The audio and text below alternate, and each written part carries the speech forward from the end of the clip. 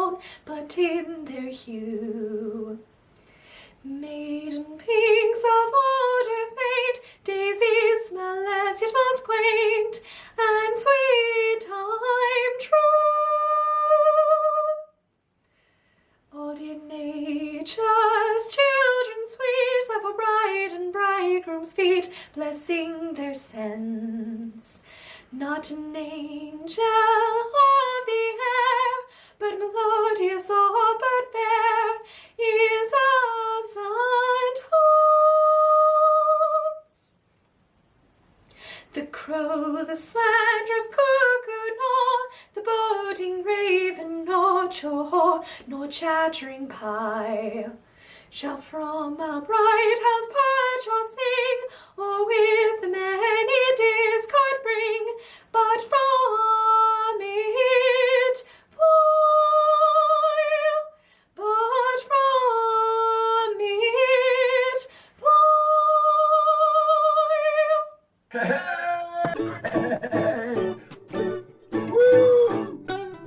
Pity's sake, and choose utilities! Hear and respect me! For your mother's sake, and as you wish your womb may thrive with fair ones, hear and respect me. Now for the love of him whom Jove hath marked the honour of your bed, and for the sake of clear virginity, be advocate for us and our distresses. This good deed shall raise you out of the book of trespassers, all you are set down there. Sad lady, rise. Stand up. No knees to me. What woman I may steed that is distressed does bind me to her. What's your request? Deliver you for all.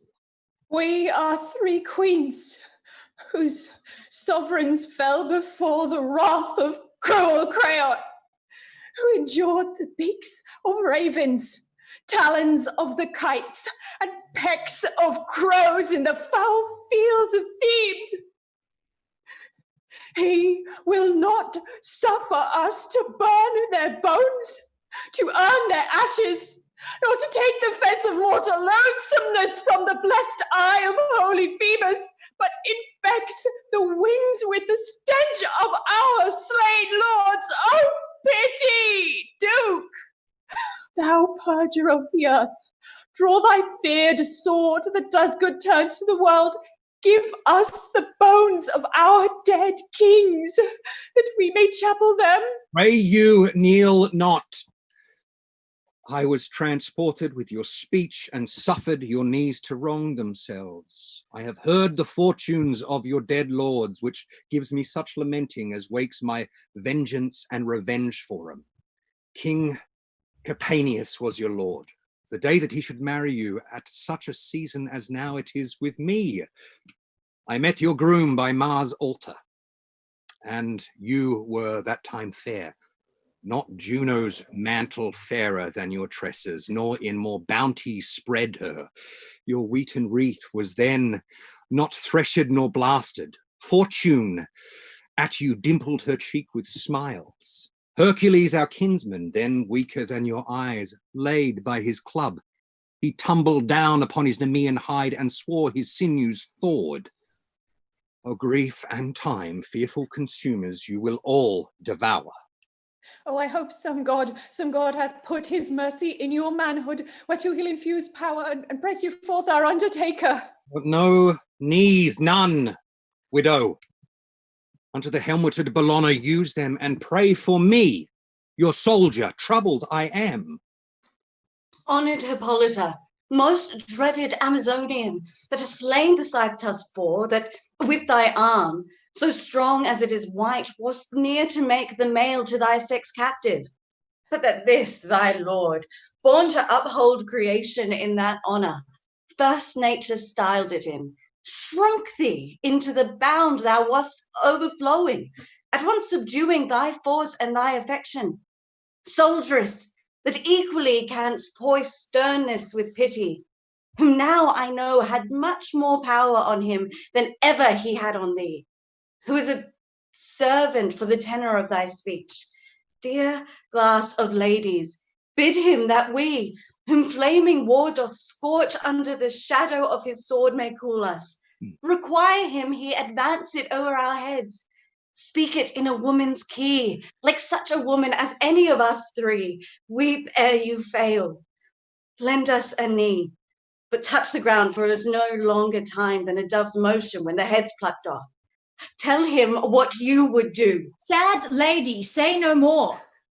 My lord is taken heart deep with your distress. Let him consider. I'll speak anon. Oh, my petition was set down in ice, which by hot grief uncandied melts into drops.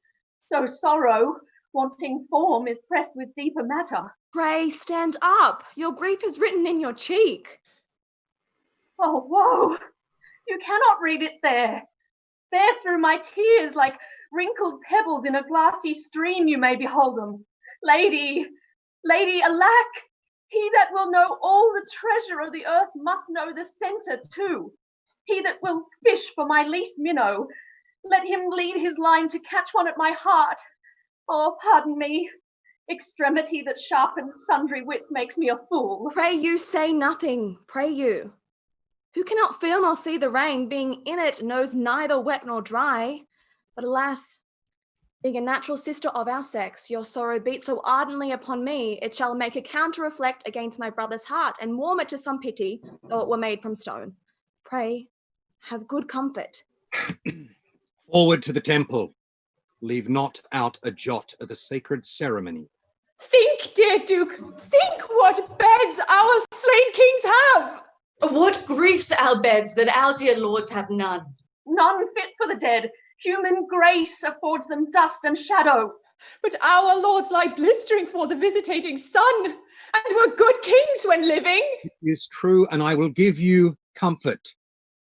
To your dead lords' graves, the which to do must make some work with Creon. And that work presents itself to the doing. Now 'twill take form. Now you may take him, drunk with his victory. And his army full of bread and sloth. Cousins, the best know us how to draw out fit to this enterprise, the primest for this proceeding, and the number to carry such a business. Forth and levy our worthiest instruments, while we dispatch this grand act of our life, this daring deed of fate in wedlock. Dowagers, take hands. Let us be widows to our woes. Delay commends us to a famishing hope. Farewell. Farewell. Farewell. We come unseasonably, but when could grief cull forth, as unpanged judgment can, fittest time for best solicitation? Why, good ladies, this is a service whereto I am going greater than any war. It more imports me than all the actions that I have foregone or futurely can cope. Oh, when her twinning cherries shall their sweetness fall upon thy tasteful lips, what wilt thou think of rotten kings or blubbering queens? What care for what thou feelest not, what thou feelest being able to make Mars spurn his drum? Oh, if thou couch but one night with her every hour, and it will take hostage of thee for 100, and thou shalt remember nothing more than what that banquet bids thee to. Though much unlike you should be so transported, as much sorry I should be such a suitor, yet I think, did I not, by the abstaining of my joy, which breeds a deeper longing, cure their surfeit, which breeds a present medicine, I should pluck all ladies' scandals on me. Therefore, sir, as I shall here make trial of my prayers, either presuming them to have some force, or sentencing for I their vigour dumb, prorogue this business we are going about, and hang your shield afore your heart, about that neck, which is my fee, and which I will freely lend to do these poor queens service. Oh, help now! Our cause cries for your knee. Oh, help now, our cause cries for your knee. Oh, help now, our cause cries for your knee.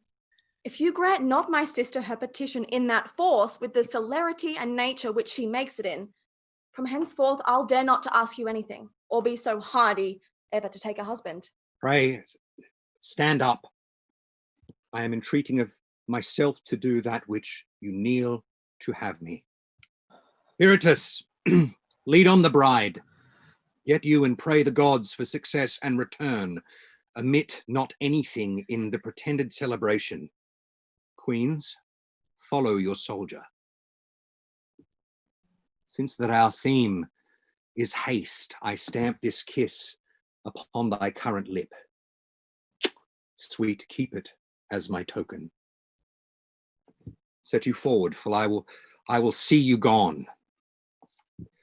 Farewell, my beauteous sister. Spiritus, keep the feast full. Bate not an hour on't.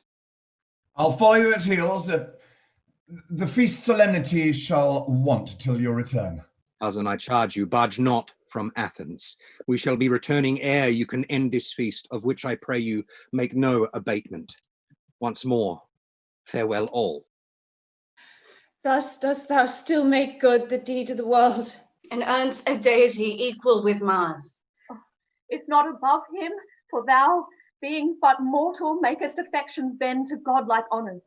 They themselves, some say, groan under such a mastery. As we are men, thus should we do, being sensually subdued who lose our human title. Good cheer, ladies. Now turn we towards your comforts.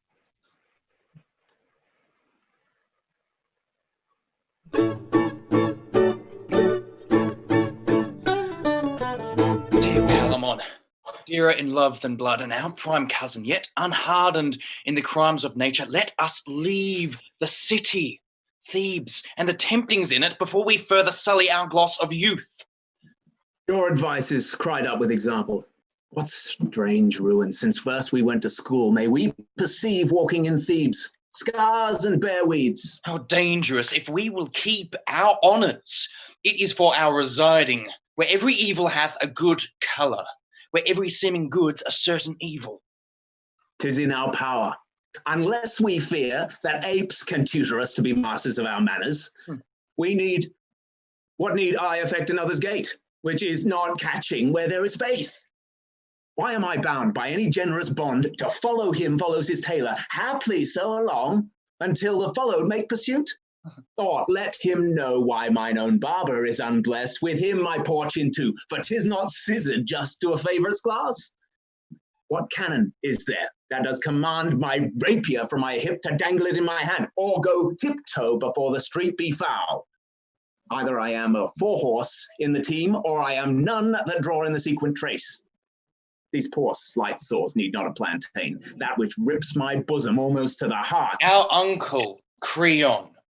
He, a most unbounded tyrant whose successes makes heaven unfeared and villainy assured beyond its power there's nothing. Let the blood of thine that sipped to him be sucked from me with leeches. Let them break and fall off me with that corruption. Clear-spirited cousin, let's leave his court, that we may nothing share of his loud infamy, not his kinsman in blood, unless in quality. Nothing truer. I think the echoes of his shames have deafened the ears of heavenly justice.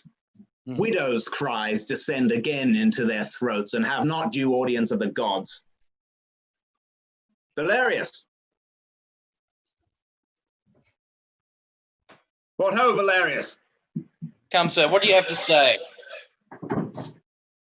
The king calls for you, yet he be leaden-footed, till his great rage be off him. Phoebus, when he broke his whipstock and exclaimed the horses of the sun, but whispered to the loudness of his fury. Small winds shake him, but what's the matter? Theseus, who where he threats appalls, hath sent deadly defiance to him, and pronounces ruin to Thebes. Let him approach, but that we fear the gods in him, he brings not a jot of terror to us. Our services stand now for the city, not Creon. Yet to be neutral to him were dishonour, rebellious to oppose. Therefore, we must with him stand to the mercy of our fate, who hath bounded our last minute. So we must. Is't said this war's afoot, or it shall be on fail of some condition? 'Tis in motion. The intelligence of state came in the instance with the defier. Let's go to the king. Let us follow. The becking of our chance.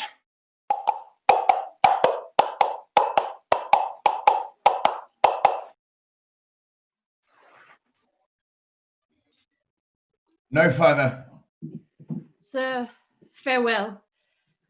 Repeat my wishes to our great lord, whose success I dare not make any timorous question. Yet I wish him excess and overflow of power, and might be to dure ill-dealing fortune. Though I know his ocean needs not my poor drops, yet they must yield their tribute there. My precious maid, those best affections that the heavens infuse in their best-tempered pieces keep enthroned in your dear heart. Thanks, sir. Remember me to our all-loyal brother, for whose speed the great Bellona I'll solicit. Our hearts are in his army, in his tent. In's bosom. We have been soldiers, and we cannot weep when our friends don their helms, or put out to sea, or tell of babes broached on the lance, or women who have sod their children in, and after ate them, the brine they wept at killing them. Then, if you stay to see of us such spinsters, we should hold you here forever. Peace be to you as I pursue this war, which shall be then beyond further requiring. How his longing follows his friend. Have you observed him since the great lord departed? With much labour, and I did love him for't. They too have cabined in as many as dangerous a poor corner, peril and want contending. They have skiffed torrents whose tyranny and power in the least of these was dreadful, and they have fought out against where death's self was lodged, yet fate have held them off. Their knot of love, tied, weaved, entangled with so true, so long, and with a finger of so deep a cunning, may be outworn, not undone. I think Theseus cannot be master to himself, cleaving his conscience into twain and giving each side like justice, which he loves best.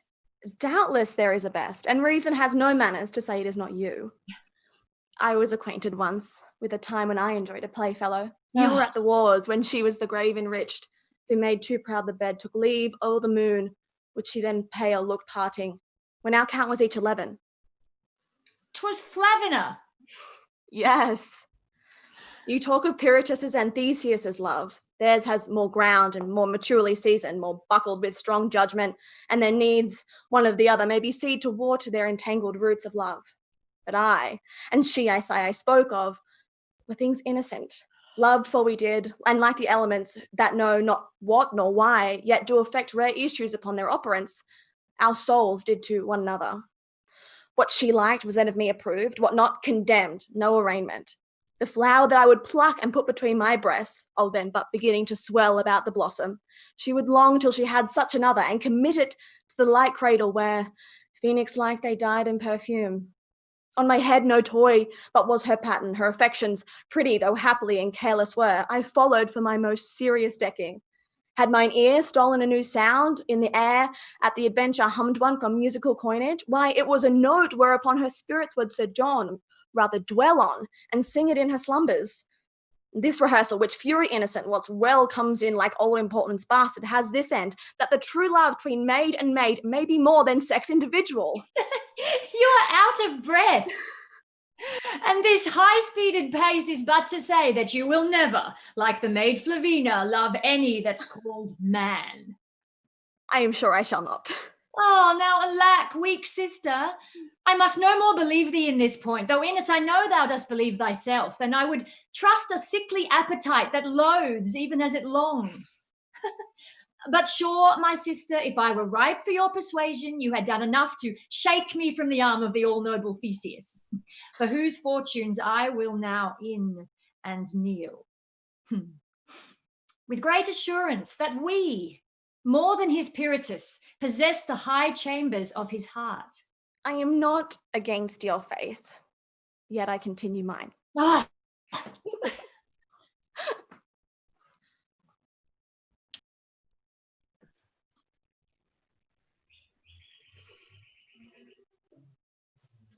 To thee no star be dark. Both heaven and earth friend thee forever. All the good that may be wished upon thy head, I cry amen to it. Go and find out the bones of your dead lords and honor them with treble ceremony. So adieu, and heaven's good eyes look on you.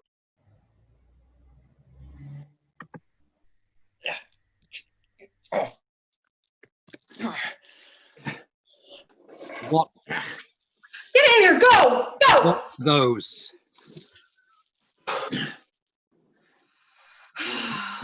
What are those?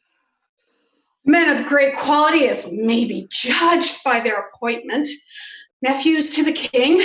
By the helm of Mars, I saw them in the war like to a pair of lions smeared with prey, make lanes in troops aghast.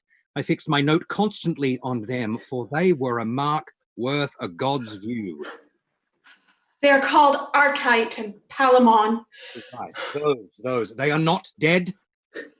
Nor in a state of life. Had they been taken when their last hurts were given, 'twas possible they might have been recovered. Yet they breathe and have the name of men. Then, like men, use them. The very lees of such millions of rates exceed the wine of others. All our surgeons convent in their behoof. Their lives concern us much more than Thebes is worth. Rather than have them freed of this plight and in their mourning state, sound and at liberty, I would 'em dead. By 40,000-fold, we had rather have 'em prisoners to us than death. For our love and great Apollo's mercy, all our best, their best skill tender. Lead into the city where, having bound things scattered, we will post to Athens for our army.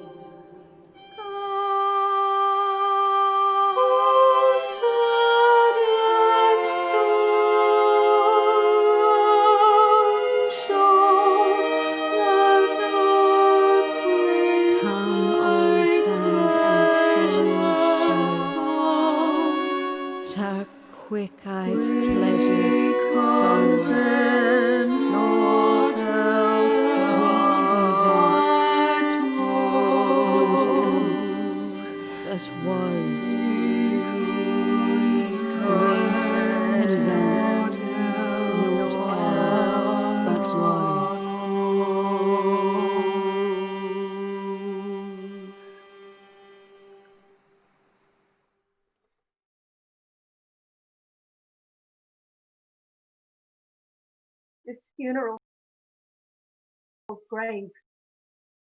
Joy seize on you again. Peace, sleep with him. And this to yours. Yours this way. Heavens lend 1,000 differing ways to one sure end.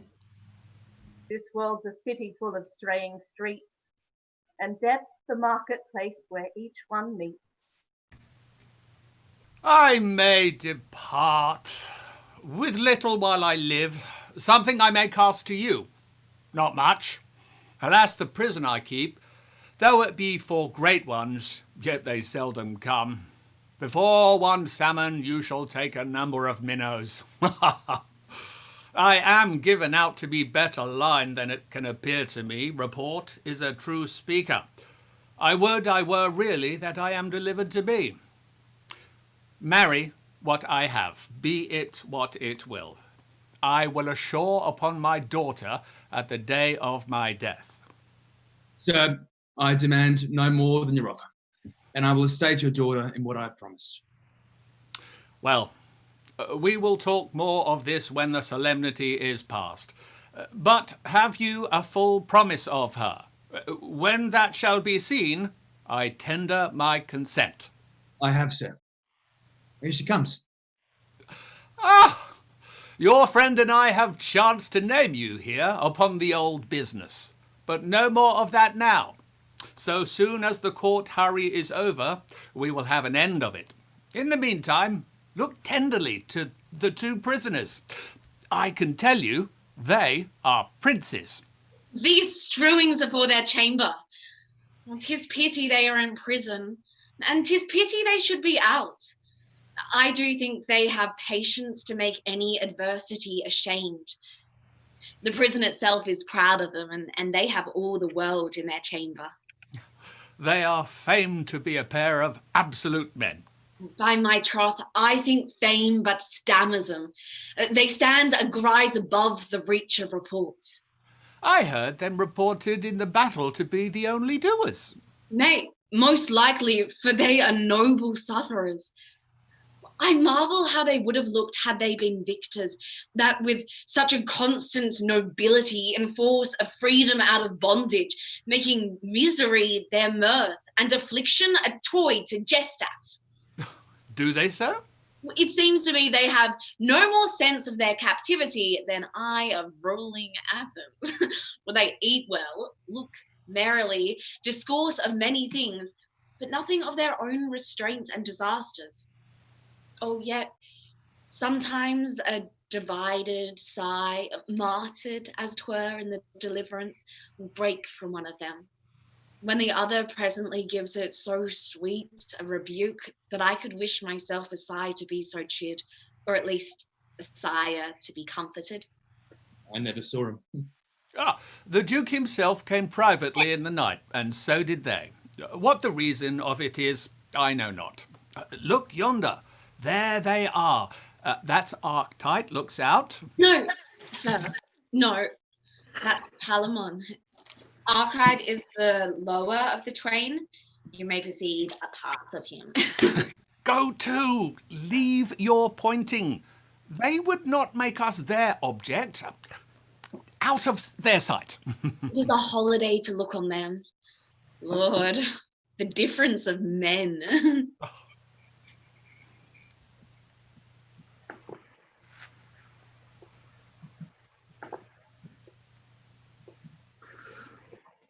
How do you, noble cousin? How do you, sir? I strong enough to laugh at misery and bear the chance of war. Yet we are prisoners, I fear, forever, cousin. I believe it, and to that destiny have patiently laid up my hour to come. Oh, cousin Arcite, where is Thebes now? Where is our noble country? Where are our friends and kindreds? Never more must we behold these comforts, never see the hardy youth strive for the games of honour, hung with their painted favours of their ladies, like tall ships under sail, and start amongst them, and as an east wind leave them all behind us like lazy clouds. Oh, never shall we exercise like two twins of honour our arms again and feel our fiery horses like proud seas under us. Our good swords now, like age, must run to rust. These hands shall never draw them out like lightning to blast whole armies more. No, Palamon, those hopes are prisoners with us. Here we are, and here the graces of our youths must wither like a too timely spring. Here age must find us, and, which is heaviest, Palamon, unmarried.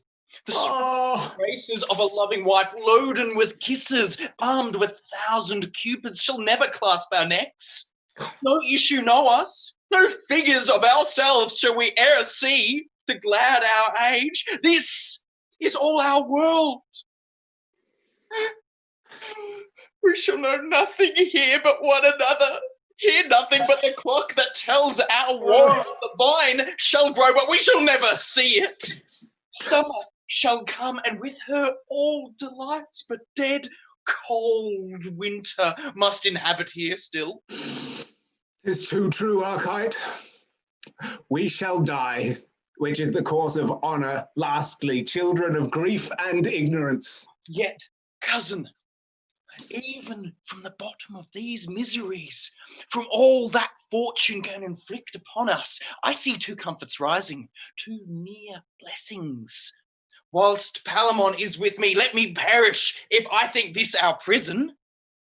Certainly. 'Tis a main goodness, cousin, that our fortunes were twined together. Shall we make worthy uses of this place that all men hate so much? How, gentle cousin? Let's think this prison holy sanctuary to keep us from corruption of worse men. We are young and yet desire the ways of honour. And here, being thus together, we are an endless mind to one another.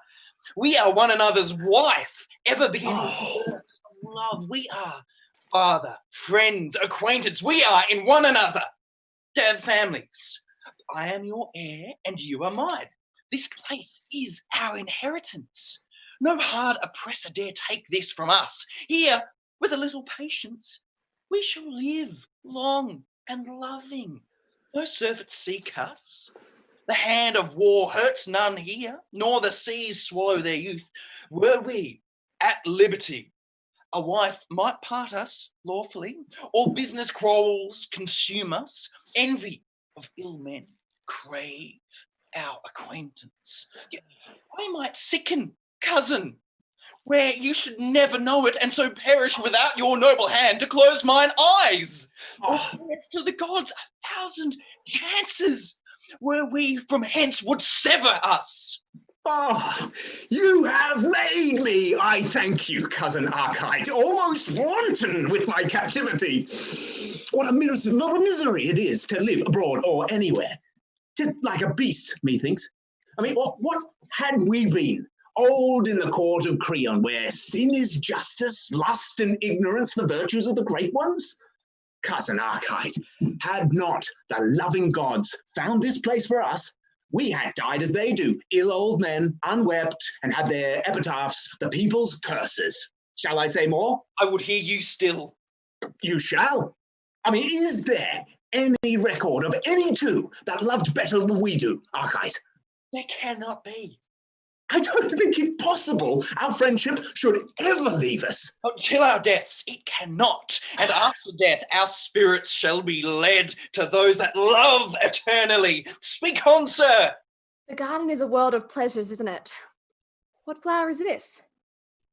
Called Narcissus, madam. That was a fair boy, certain. But a fool to love himself. Were there not maids enough? Pray, forward. Yes. Or were they all hard-hearted? It could not be to one so fair. Thou wouldst not. I think I should not, madam. That's a good wench. Take heed on your kindness, though. Aye, madam. Men are mad things.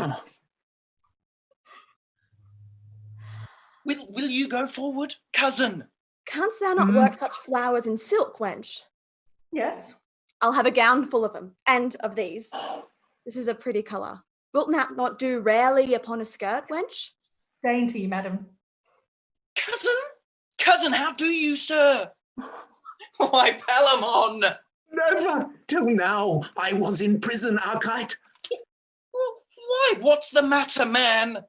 Behold and wonder. Oh, by heaven, she is a goddess. To reverence, she is a goddess, Arcite. Of all the flowers, methinks a rose is best. Why, gentle madam? It is the very emblem of a maid. For when the west wind courts her gently, how modestly she blows and paints the sun with her chaste blushes. When the north comes near her, rude and impatient, then, like chastity, she locks her beauties in her bud again and leaves him to base briars. Yet, good madam, sometimes for her modesty will blow so far, she falls for it. A maid if she have any honour, would be loath to take example by her. Thou art wanton. Wanderers fair. Oh, she is all the beauty extant. The sun grows high. Let's walk in. But keep these flowers. We'll see how near art can come to their colours. I'm a wondrous merry-hearted. I could laugh now.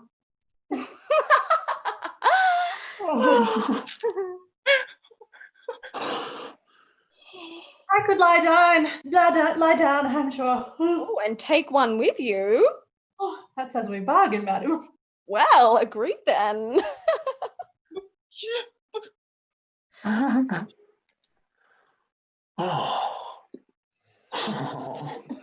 What think you of this beauty? It is a rare one. Is but a rare one? Yes, a matchless beauty.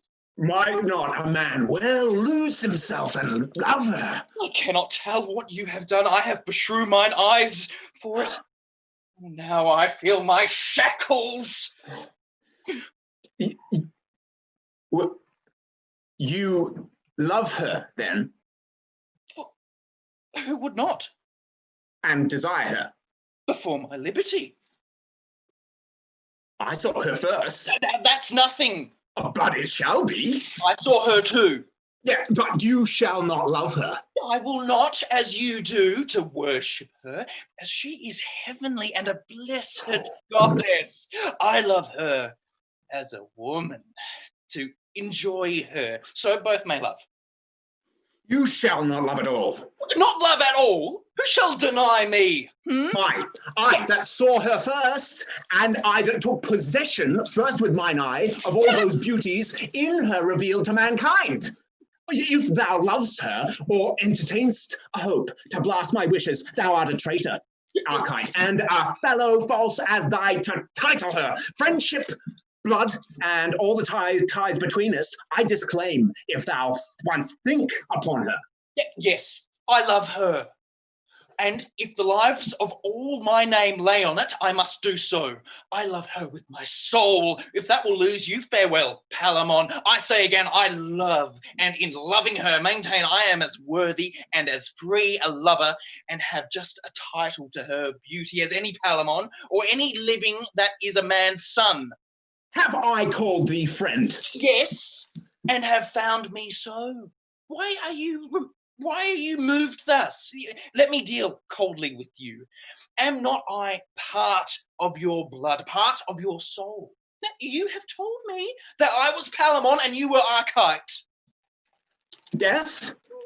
Am I not liable to those affections, those joys, griefs, anger, fears my friend shall suffer?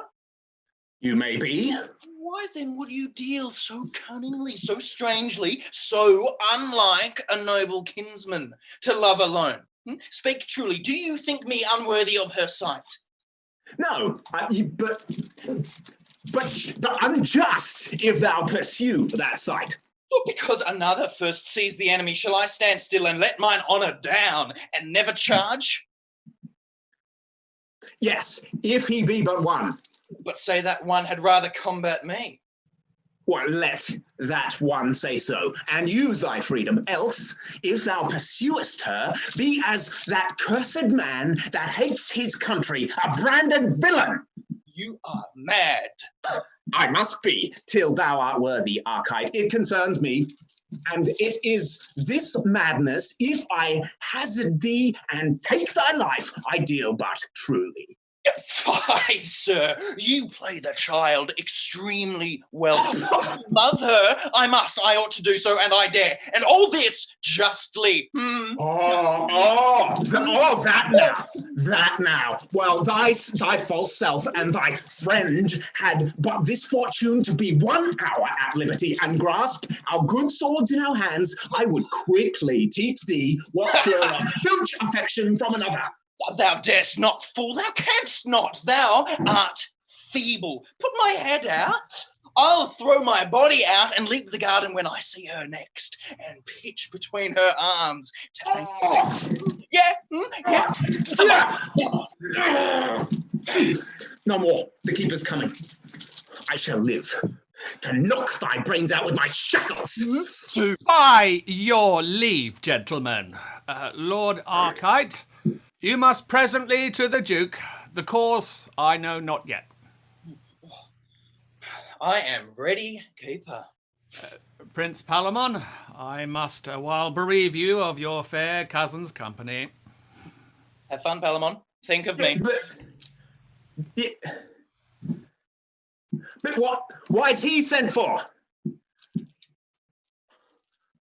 It may be he shall marry her. He's goodly and like enough that the Duke hath taken notice both of his blood and body, but his falsehood. Why should a friend be treacherous? If that get him a wife, so noble and so fair, let honest men their love again.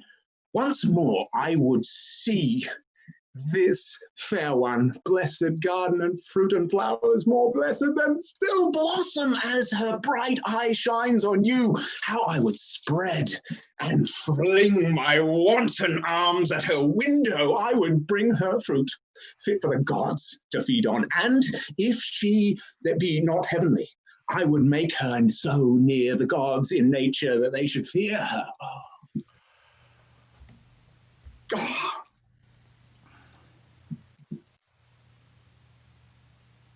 And then she, I'm sure she would love me. She would love me.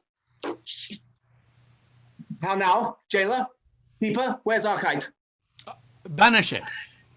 Prince Piratos obtained his liberty, but never more upon his oath and life must he set foot upon this kingdom. He's a blessed man. Were I at liberty, I would do things of such virtuous greatness that this lady, this blushing virgin, should take manhood to her and seek to ravish me. My lord, for you I have this charge to... You discharge my life? No, but from this place to remove your lordship. The windows are too open. Devils take 'em that are so envious of me. Prithee, kill me! And hang for it afterward? Oh, by this good light, had I a sword, I would kill thee. Why, my lord? Thou bringest such pelting, scurvy news continually. Thou art not worthy life. I will not go. Indeed you must, my lord. May I see the garden? No!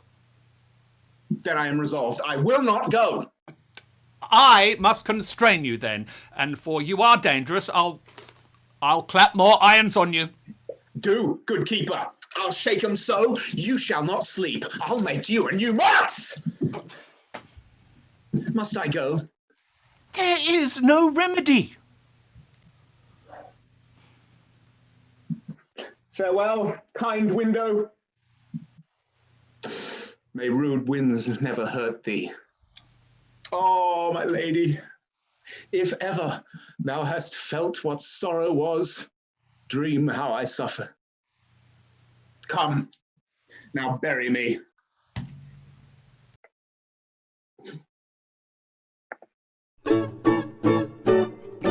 Banished the kingdom.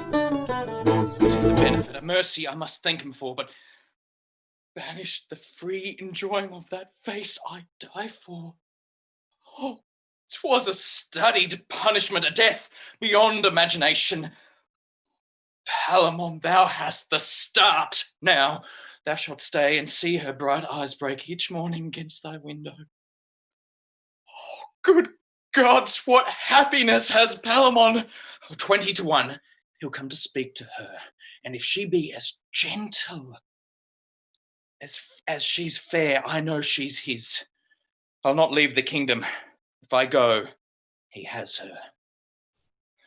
I am resolved. Another shape shall make me or end my fortunes. Either way, I am happy I'll see her and be near her, or no more. My masters, I'll be there, that's certain. And I'll be there. And I. Why then, have with you, lot boys. 'Tis but chiding. Let's play the ploughs today. I'll tickle out the Jade's tails tomorrow. I am sure to have my wife as jealous as a turkey, but that's all one. I'll go through. Let her mumble. Yes, clap her aboard tomorrow night and stow her and all's made up again. I but did put a fescue in her fist, and you shall see her take out a new lesson and be a good wench. You all hold against the main. I hold. Who should ail us? Arcus will be there. Oh, and Sonois and Rykus and three better lads now danced under a green tree. And you know what, wenches? But will the dainty Donny, the schoolmaster, keep touch, do you think? For he does all, you know. He'll eat a hornbook here we fail. Go to.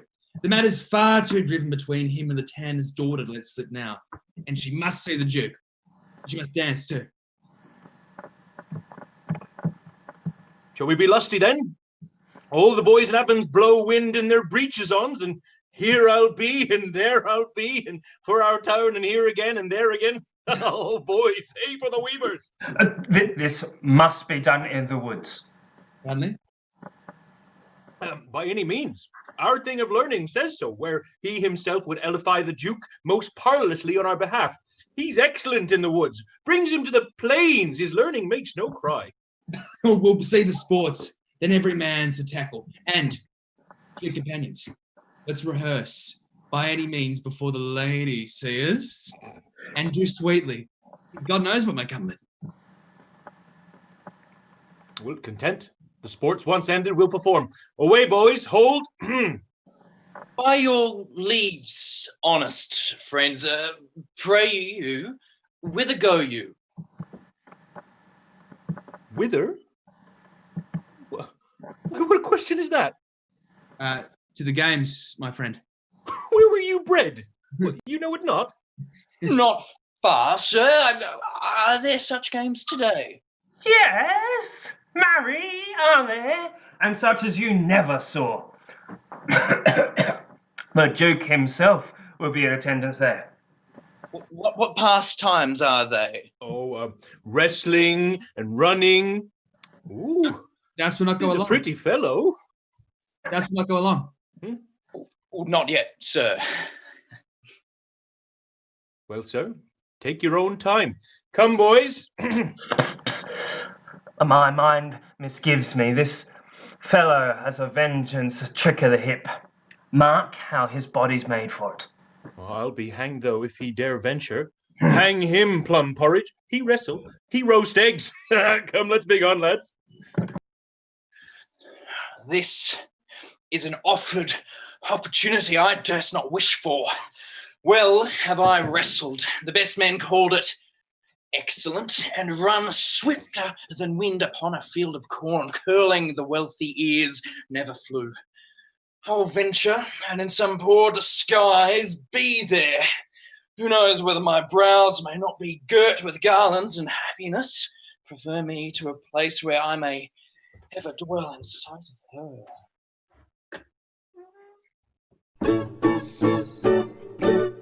Why should I love this gentleman? 'Tis odds he will never affect me. I am base. My father, the mean keeper of his prison, and he a prince. To marry him is hopeless. To be his whore is witless. Out upon it. What pushes are we wenches driven to when 15 has once found us? First, I saw him. I, seeing him, thought he was a goodly man. He has as much to please a woman in him, if he pleased to bestow it so, as ever these eyes yet looked on. Then I pitied him. And so would any young wench of my conscience that ever dreamed or vowed her maidenhead to a young, handsome man. Then I loved him. Extremely loved him, infinitely loved him. And yet he had a cousin, fair as he too. But in my heart was Palamon, and Lord, what a coil he keeps. To hear him sing in an evening, what a heaven it is. and yet his songs are sad ones. What fairer spoken was never gentleman. When I come in to bring him water in a morning, first he bows his noble body and then salutes me thus. Fair, gentle maid, good morrow. May thy goodness get thee a happy husband. Once he kissed me, I loved my lips the better 10 days after. Would he would do so every day. He grieves much, and me as much to see his misery. What should I do to make him know that I love him? For I would fain enjoy him. Say I ventured to set him free. What says the law then? Thus much for law or kindred. I will do it, and this night or tomorrow he shall love me.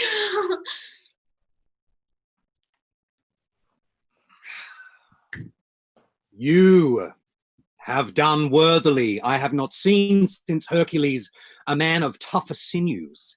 Whate'er you are, you run the best and wrestle that these times can allow. I am proud to please you. What country bred you? This. But far off, Prince. Are you a gentleman?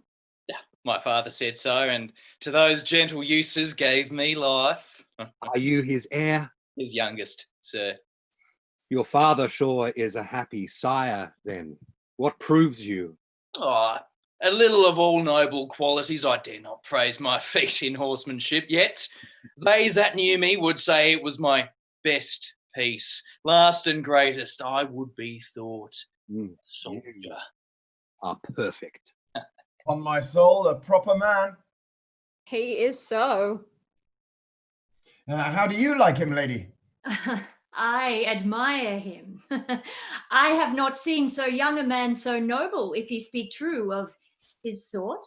Believe his mother was a wondrous handsome man. Woman, his face, methinks, goes that way. But his body and his fiery spirit denote a brave father. Mark how his virtue, like a hidden sun, breaks through his baser garments. He's well got, sure. What made you seek this place, sir? Noble Theseus, to purchase name and do my ablest service to such a well-found wander as thy worth, for only in thy court of all the world dwells fair-eyed honour. All his words are worthy. Sir, we are much indebted to your travel, nor shall you lose your wish. Pyratus, dispose of this fair gentleman. Thanks, Theseus. Whatever you are, you're mine, and I shall give you to a most noble service, to this lady, this bright young virgin. Pray observe her goodness. You have honoured her fair birthday with your virtues, and as your due, you're hers. Kiss her fair hand, sir. So you're a noble giver, dearest beauty. Thus, let me seal my vowed faith again. When your servant, your most unworthy creature, but offends you, command him die, he shall. That were too cruel. If you deserve well, sir, I shall soon see to it. You're mine, and somewhat better than your rank, I'll use you. I'll see you furnished, and because you say you are a horseman, I must needs entreat you this afternoon to ride. But 'tis a rough one. I like him better, Prince. I shall not then freeze in my saddle. Sweet. You must be ready, and you, Amelia, and you, friend, and all, tomorrow by the sun to do observance to flowery May in Dian's wood. Wait well, sir, upon your mistress. Emily, I hope he shall not go afoot. Oh, that were a shame, sir, while I have horses. Take your choice, and what you want at any time, let me but know it. If you serve faithfully, I dare you sure you'll find a loving mistress. if I do not, let me find that my father ever hated disgrace and blows. Go, lead the way, you have won it. It shall be so. You shall receive all dues fit for the honour you have won. 'Twere wrong else. Go. Sister, beshrew my heart, you have a servant that, if I were a woman, would be master. That you are wise. I hope too wise for that, sir. Let all the dukes and all the devils roar. He is at liberty! I have ventured for him, and out I have brought him to a little wood a mile hence, and there he shall keep close till I provide him files and food. For yet his iron bracelets are not off. I love him beyond love and beyond reason or wit or safety.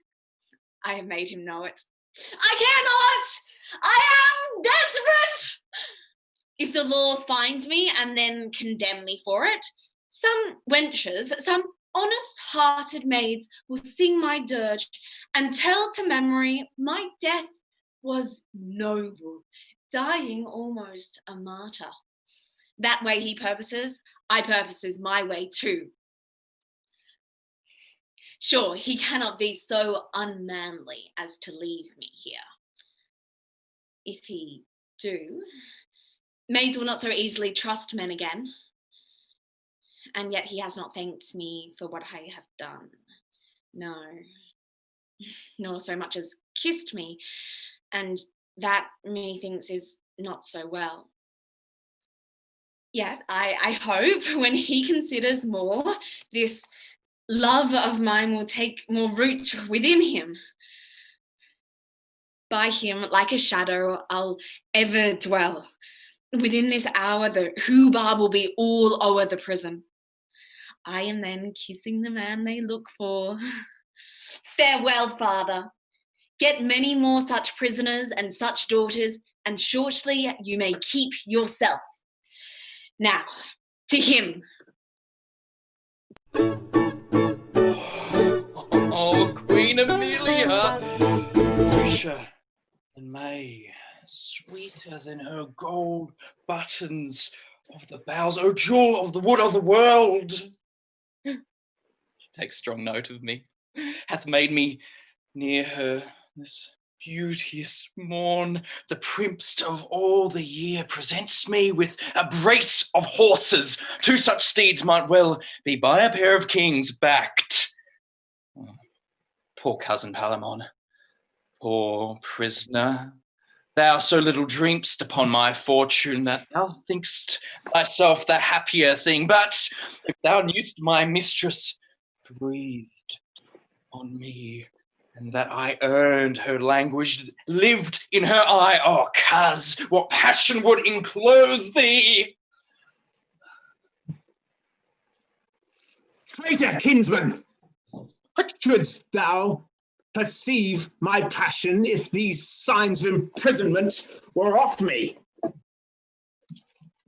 Oh, thou most perfidious that ever gently looked, falsest cousin that ever blood made kin, callest thou her thine? I'll prove it in my shackles with these hands, void of appointment, that thou liest and art a very thief in love, a chaffy lord, not worth the name of villain. Dear cousin Palamon, as an Arcite, honour and honesty I cherish and depend on, howsoever you skip them in me, and with them, fair coz, I'll maintain my proceedings. Pray, be pleased to show in generous terms your griefs, so that your questions with your equal, who professes to clear his own way with the mind and sword of a true gentleman. That thou darest, Arcite. My coz, you have been well advertised. How much I dare? You've seen me use my sword against the advice of fear. Sir, I have seen you.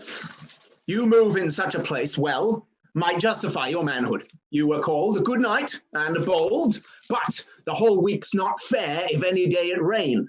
Their valiant temper men lose when they incline to treachery, and then they fight like compelled bears. Would fly, were not they tied?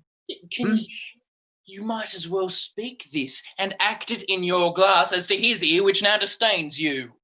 Come up to me. Quit me of these cold gyves. Give me a sword, though it be rusty, and the charity of one more meal lend me.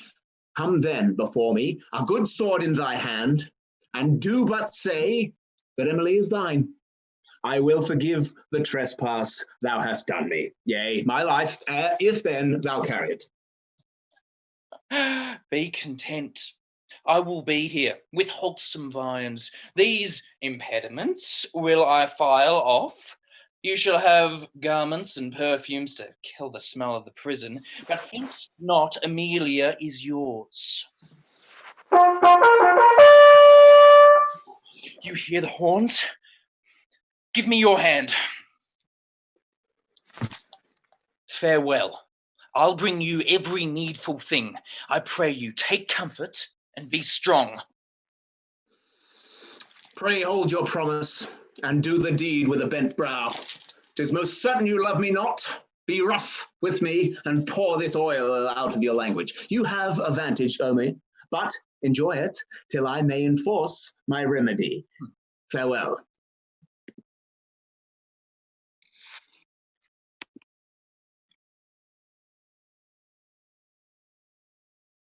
He has mistook the break I meant, is gone after his fancy. 'Tis now well nigh morning. No matter. Would it were perpetual night and darkness, Lord of the world. Hark! 'Tis a wolf. In me grief hath slain fear, and but for one thing, I care for nothing, and that's Palamon. Well, I reck not if the wolves would jaw me, so he had this file. What if I hallowed for him? Hallo! I cannot hallow.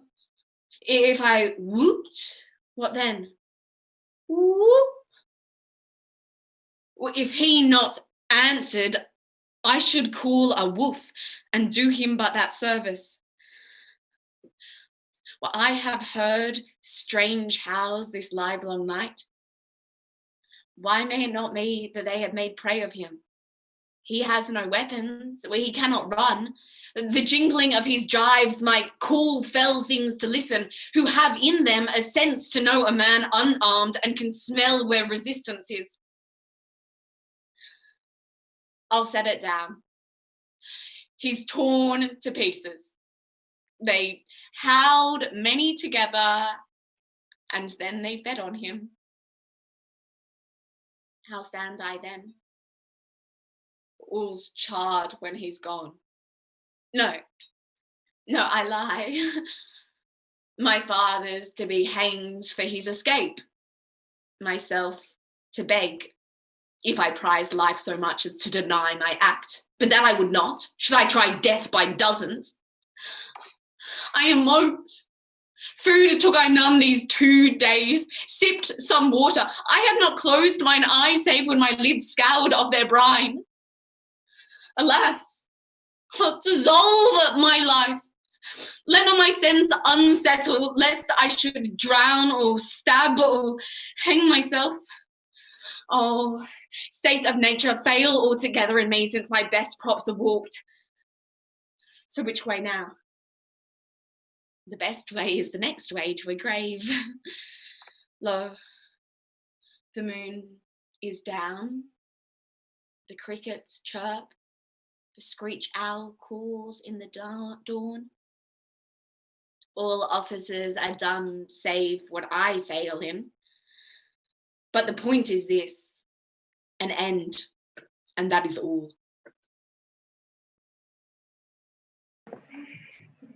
I should be near the place. Ho, cousin Palamon! Ho! Where are you?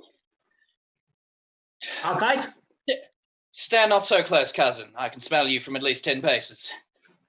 Hey.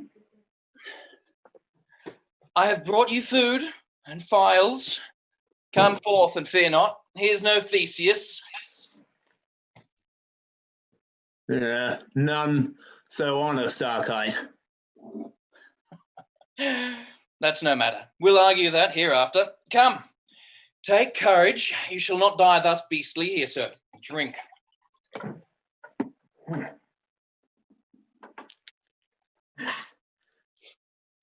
Thou mightst now poison me. I might, but I must fear you first.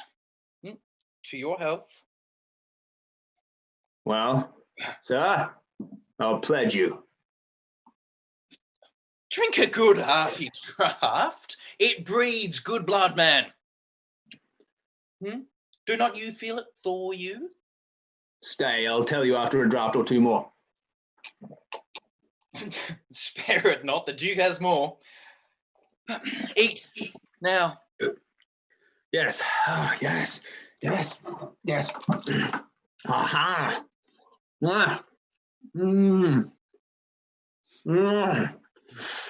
I'm glad you got so good a stomach. Yeah, I am glad I have so good meat to it. It's not mad lodging here in the wild woods, cousin. Yeah, for them that have a wild consciousnesses. How taste your vitals? Your hunger needs no sauce, I see. Not much, but if it did, yours is too fat, sweet cousin. Hey, what is this? Venison. Oh, just a lusty meat. Give me more wine. Yeah, okay.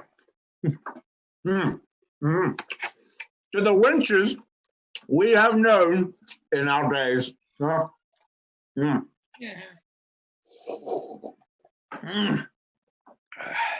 Lord Steward's daughter. You remember her? After you, cuz. She loved a black-haired man. She did so. Well said. And I have heard some call him Arcite. And out with it, Faith. She met him in an arbor. No. What did she there, cuz? Play of the virginals? Huh? I think she did, sir. No. Made her groan for 2, 3, 4 months. Oh, and thereby hangs a tale.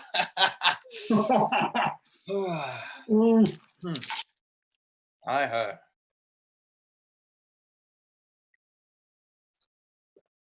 I hope. For Emily, upon my life. Fool, away with this strained mirth. I say again, that sigh was breathed for Emily. You are wide. By heaven and earth, there is nothing in the honest. Then I leave you. You are a beast now. Now what? As thou makest me, traitor. There's all things needful. Files and shirts and perfumes. I'll come again some 2 hours hence and bring that shall quiet all. The sword and armour. Fear me not. You are now too foul. Farewell, get off your trinkets. You shall want naught. Sirrah? No, I shall hear no more. If he keep touch, he dies for it.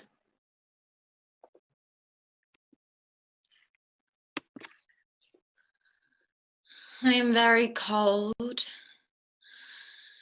And all the stars are out too.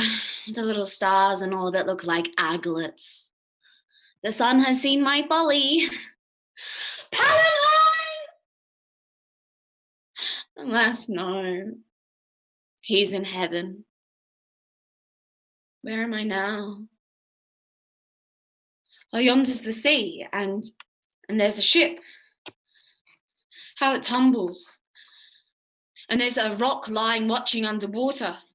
Now it beats upon it. Now there's a leak, a sounds one. Oh, how they cry. Open her before the wind. You'll lose all else. Up with a course or two and tack about, boys. Good night. Good night. They're gone. I'm very hungry. But I would find a fine frog. He would tell me news from all parts of the world. For I cut my green coat a foot above my knee. and clip my yellow locks an inch below mine eye. Hey, nonny, nonny, hey, nonny, hey. Oh, for a prick now, like a nightingale to put my breast against. I'll sleep like a top else.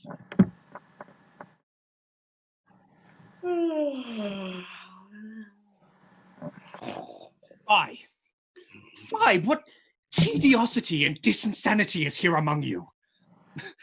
Have my rudiments been laboured so long with you, milked unto you, and by a figure, even the very plum broth and marrow of my understanding, laid upon you? And do you still cry, where, and how, and wherefore?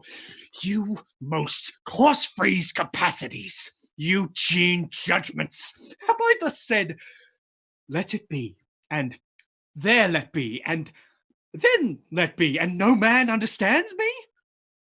Ach, thioli mu, keten pisti olonton anthropon. You are all dunces. For why? Here stand I, here the Duke comes. There are you, close in the thicket.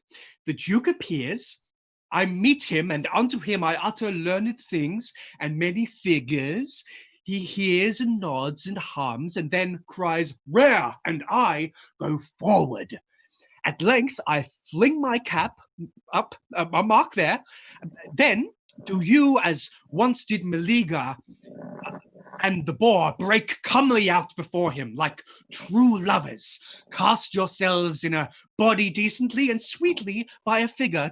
Trace and turn, boys. And sweetly we will do it. Draw up the company. Where's the taborer? Why, Timothy? Here, my man, boys! I say, where's the women? Is Fritz all then? Ah, and little loose with the white legs and bouncing Barbary. And freckled Nell, the never failed a master. Where be your ribbons, maids? Swim with your bodies and carry it sweetly and deliberately, and now and then a favour and a frisk. Alone, sir.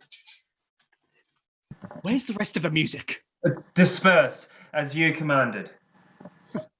Couple then, and see what's wanting.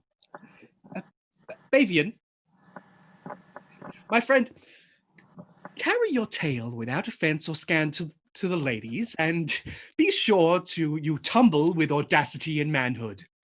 And when you bark, do it with judgment. Aye, yes, sir. Posso, here is a woman wanting. We have, as learned authors utter, washed a tile. We have been amialos and laboured vainly. This is that scornful piece, that scurvy hireling that gave her promise faithfully she would be here. Cecily, the scepter's daughter, Arcas, she swore by wine and bread that she would not break. Fire ill take her. Does she flinch now? What shall we determine, sir? Nothing. Our business has become a nullity. Yea, a woeful and a piteous nullity. Now, when the credit of our town lay on it, now to be frampolled, now to piss of the nettle. Go thy ways. I'll remember thee. I'll fit thee. Well hailed, you jolly band. Whither now are you bound, till I come to the sound? Oh, nonny, nolly, oh, nonny, hey. It's a dainty mad woman, master. Comes you the nick mad as Marchie. If we can get her dance, we are made again. I warrant her she'll do the rarest of the gambles. A mad woman! We are made, boys! Are you mad, good woman? I would be sorry else. Give me your hand. Why? I can tell your fortune. You are a fool. he dance? Oh, raise me a devil now and let him play Calamantiano on the bells and bones. Shall we dance? Whoopah! Go, take her, and fluently persuade her to a peace. So strike up and lead her in. Come, lass, let's trip it. I'll lead. Do.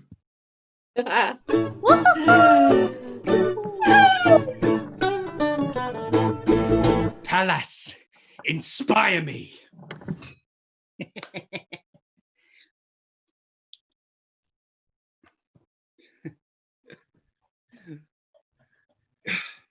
This way the stag took. Stay and edify. What have we here? Some country sport upon my life, sir. Ah, well, sir, go forward. We will edify. Ladies will stay it. Ah, thou doughty duke, all hail. All hail, sweet ladies. If you but favour, our country pastime made is. We are a few of those collected here that ruder tongues distinguish villager. And to say verity, and not to fable, we are a merry rout, or else rabble, or company, or by figure chorus, that for thy dignity will dance the Zorbas. And I that am the rectifier of all, by title Thascalus, that let fall the body of our sport of no small study, I first appear, though rude and raw and muddy, to speak before thy noble grace this tenor, at whose feet I offer up my penna, polata alla themata, that may make a dance, say I, and all shall presently advance. Aye, by any means, dear Kyrios. Reduce! Elaphili, come forth and foot it.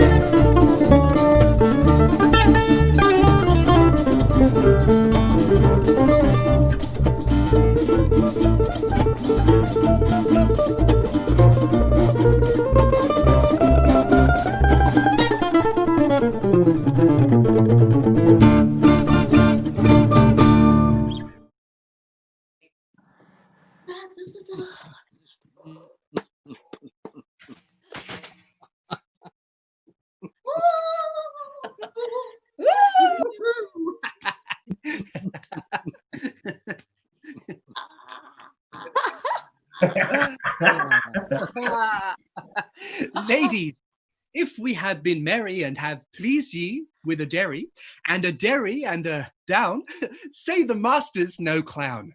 No clown! Ha ha! Duke, if we have pleased thee too and have done as good boys should do, give us but a tree or twain for a maypole, and again, ere another year run out, we'll make thee laugh, and all this rout.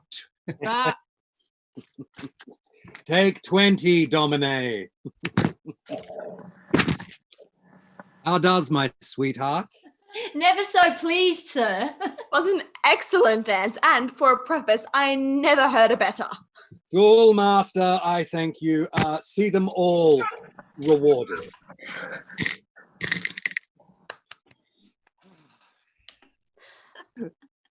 Come, we are all made. You have danced rarely, wenches.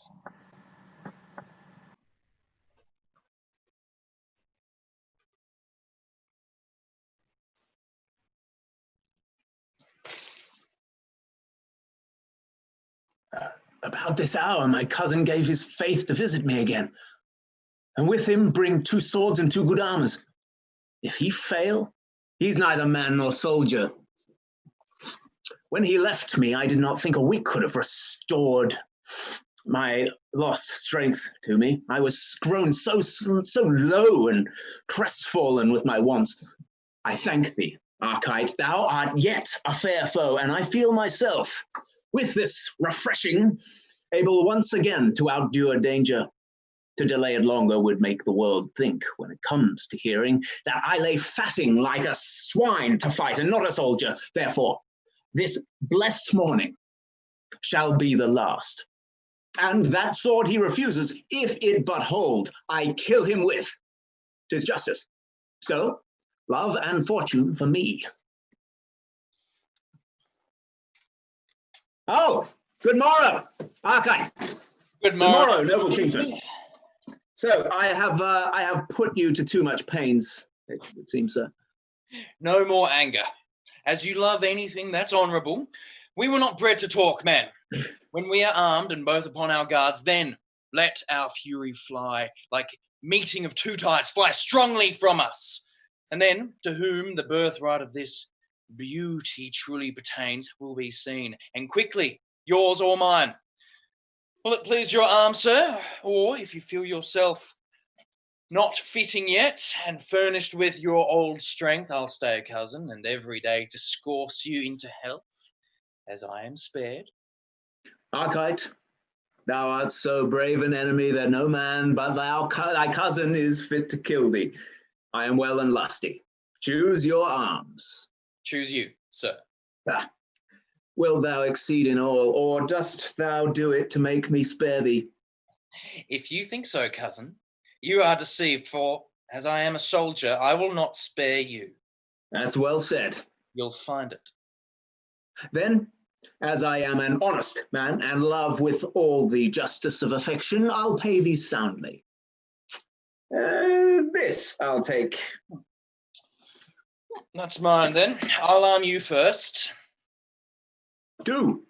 Pray tell me, cousin, where gotst thou this good armour? 'Tis the Duke's. And to say true, I stole it. It's not too heavy. I have worn lighter, but it will serve. When you fight bare-armed? We shall be the nimbler. But... Use your gauntlets, though. Those are the least. Prithee, take mine, good cousin.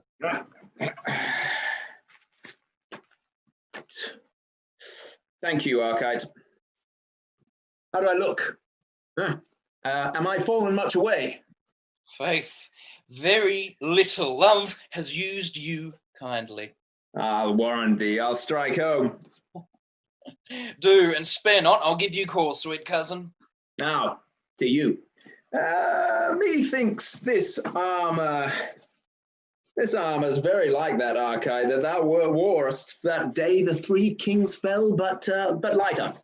That was a very good day, and that day I well remember you outdid me, cousin. I saw such well when you charged upon the left wing of the enemy. I spurred hard to come up, and under me I had a right good horse. Oh, you had indeed a bright bay, I remember. Yes, but all was vainly laboured in me. You outwent me, nor could my wishes reach you. Yet a little I did by imitation. More by virtue. You are modest, cousin. When I saw you charge first, methought I heard a dreadful clap of thunder break from the troop. But still before that flew the lightning of your valour. Stay a little, is not too straight. No, 'tis well. I would have nothing hurt thee but my sword, a bruise to dishonour thee.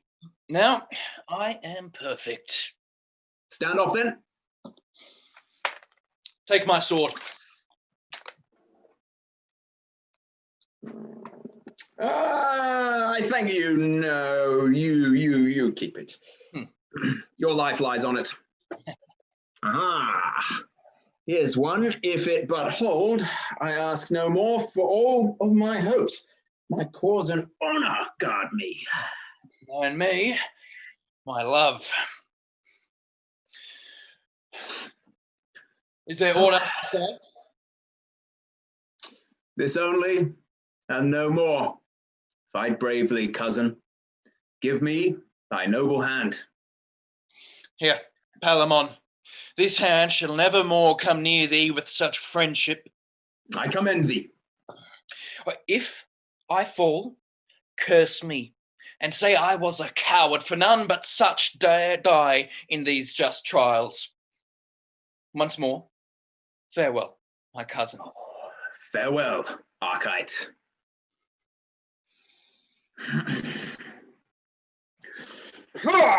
Yeah! Ching! Ching! Ching! Ching! Ching! Ching! Ching! Cha!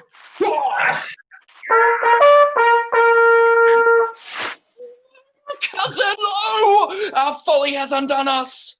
Why? This is the Duke hunting, as I told you. If we be found, we are wretched. Oh, retire, for honour's sake, into your bush again. If you be seen, you perish instantly for breaking prison, and I, if you reveal me for my contempt, oh, then all the world will scorn us and say we had a noble difference, but base disposers of it. No, no, no, cousin.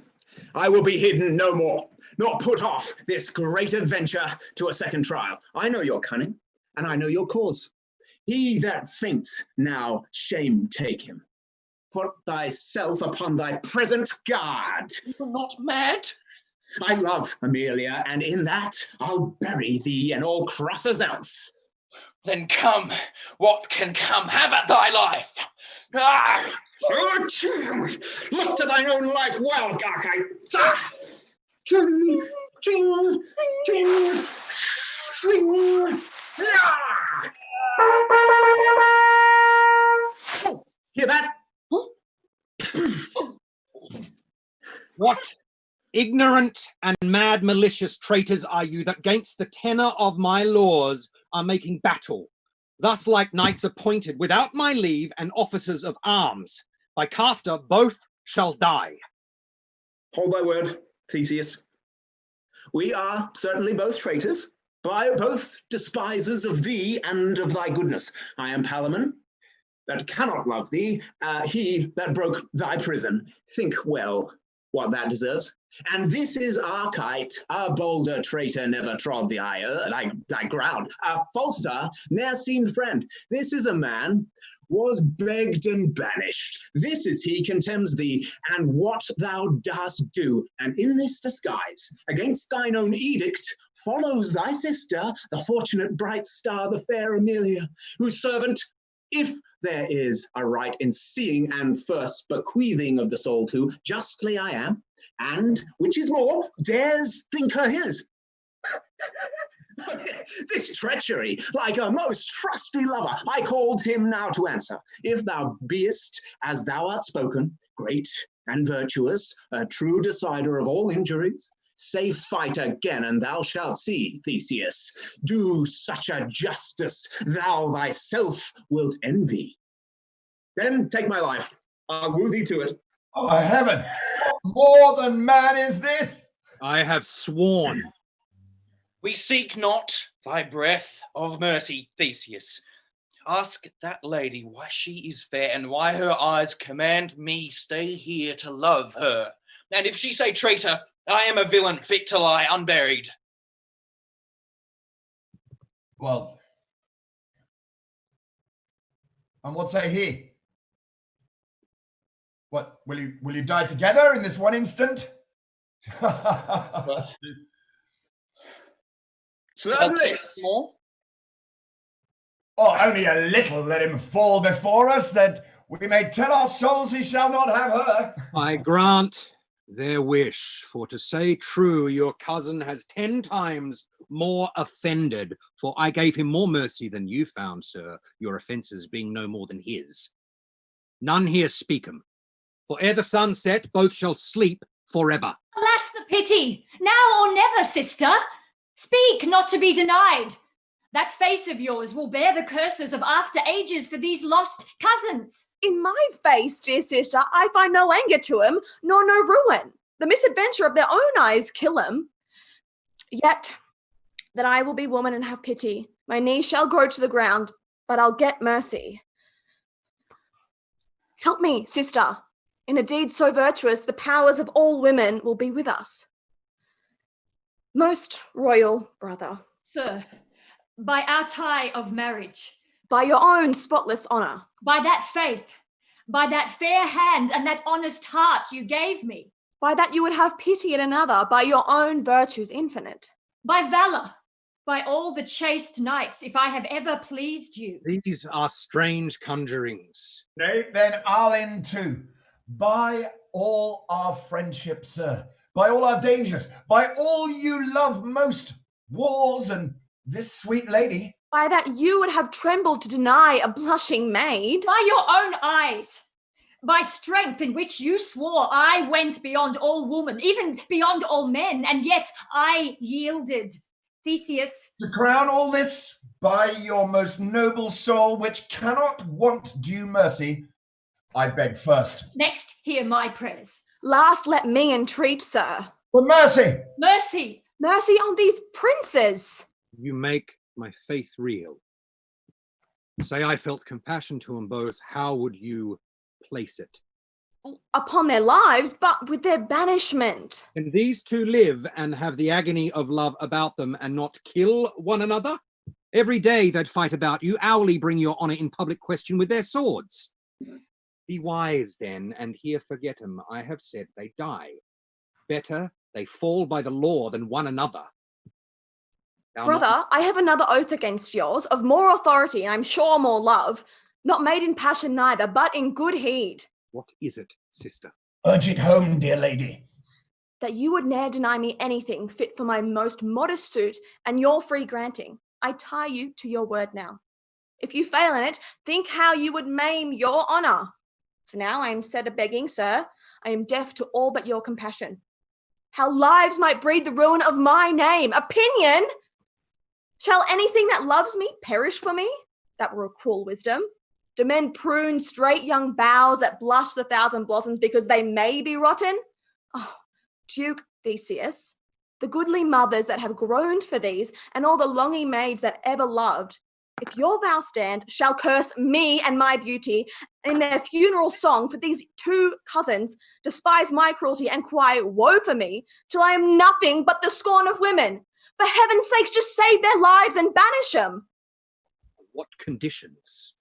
Swear 'em never more to make me their contention, or to know me, to tread upon thy dukedom, and to be, wherever they shall travel, ever strangers to one another. I'll be cut to pieces before I take this oath. Forget I love her? Oh, you gods, despise me then. Take our lives, Duke. I must love, and I will. And for that love, must and dare kill this cousin on any piece of earth has. Will you, Arcite, take these conditions? Ah, he's a villain then. These are men! No, never, Duke. 'Tis worse to me than begging to take my life so basely. Though I think I shall never enjoy her, yet I'll preserve the honour of affection and die for her. Make death a devil. What may be done, for now I feel compassion. Let it not fall again, sir. Say, Amelia, if one of them were dead, as one must, are you content to take the other to your husband? Look upon him, and if you can love, end this difference. I give consent. Are you content too, princes? With all their souls.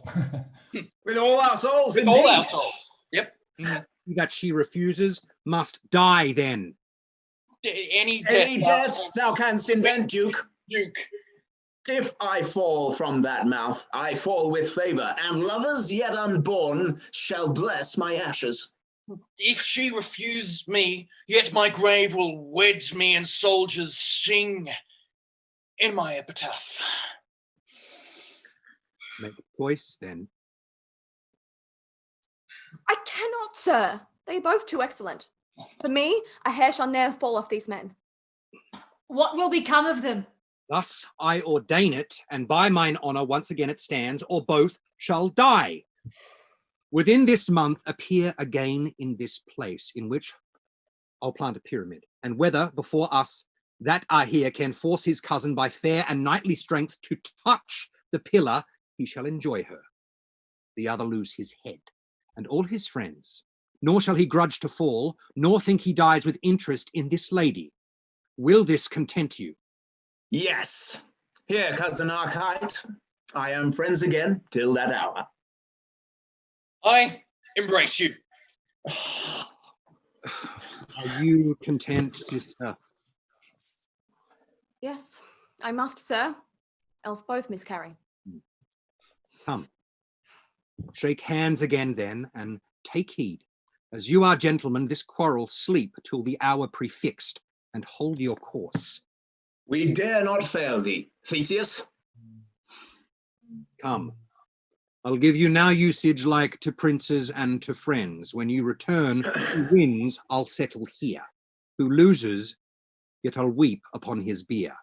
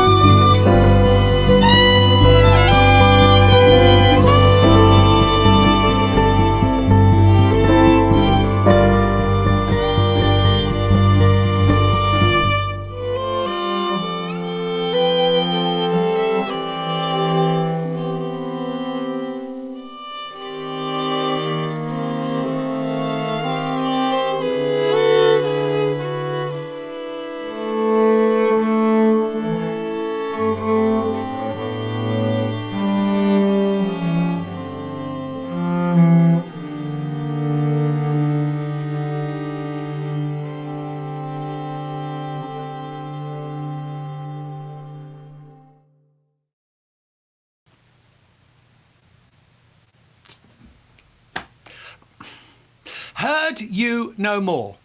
Was nothing said of me concerning the escape of Palamon? Good sir, remember. Nothing that I heard, for I came home before the business was fully ended. Yet I might perceive, ere I departed, a great likelihood of both their pardons. Neither heard I one question of your name or his escape. Pray heaven it holds so. Be of good comfort, man. I bring you news. Good news. They are welcome. Palamon has cleared you and got your pardon and discovered how and by whose means he escaped, which was your daughter's, whose pardon is procured too. And the prisoner, not to be held ungrateful to her goodness, has given a sum of money to her marriage, a large one, I'll warrant you. Oh, you are a good man and ever bring good news. How is it ended? Why, as it should be. They that ne'er begged in their life have their suits fairly granted.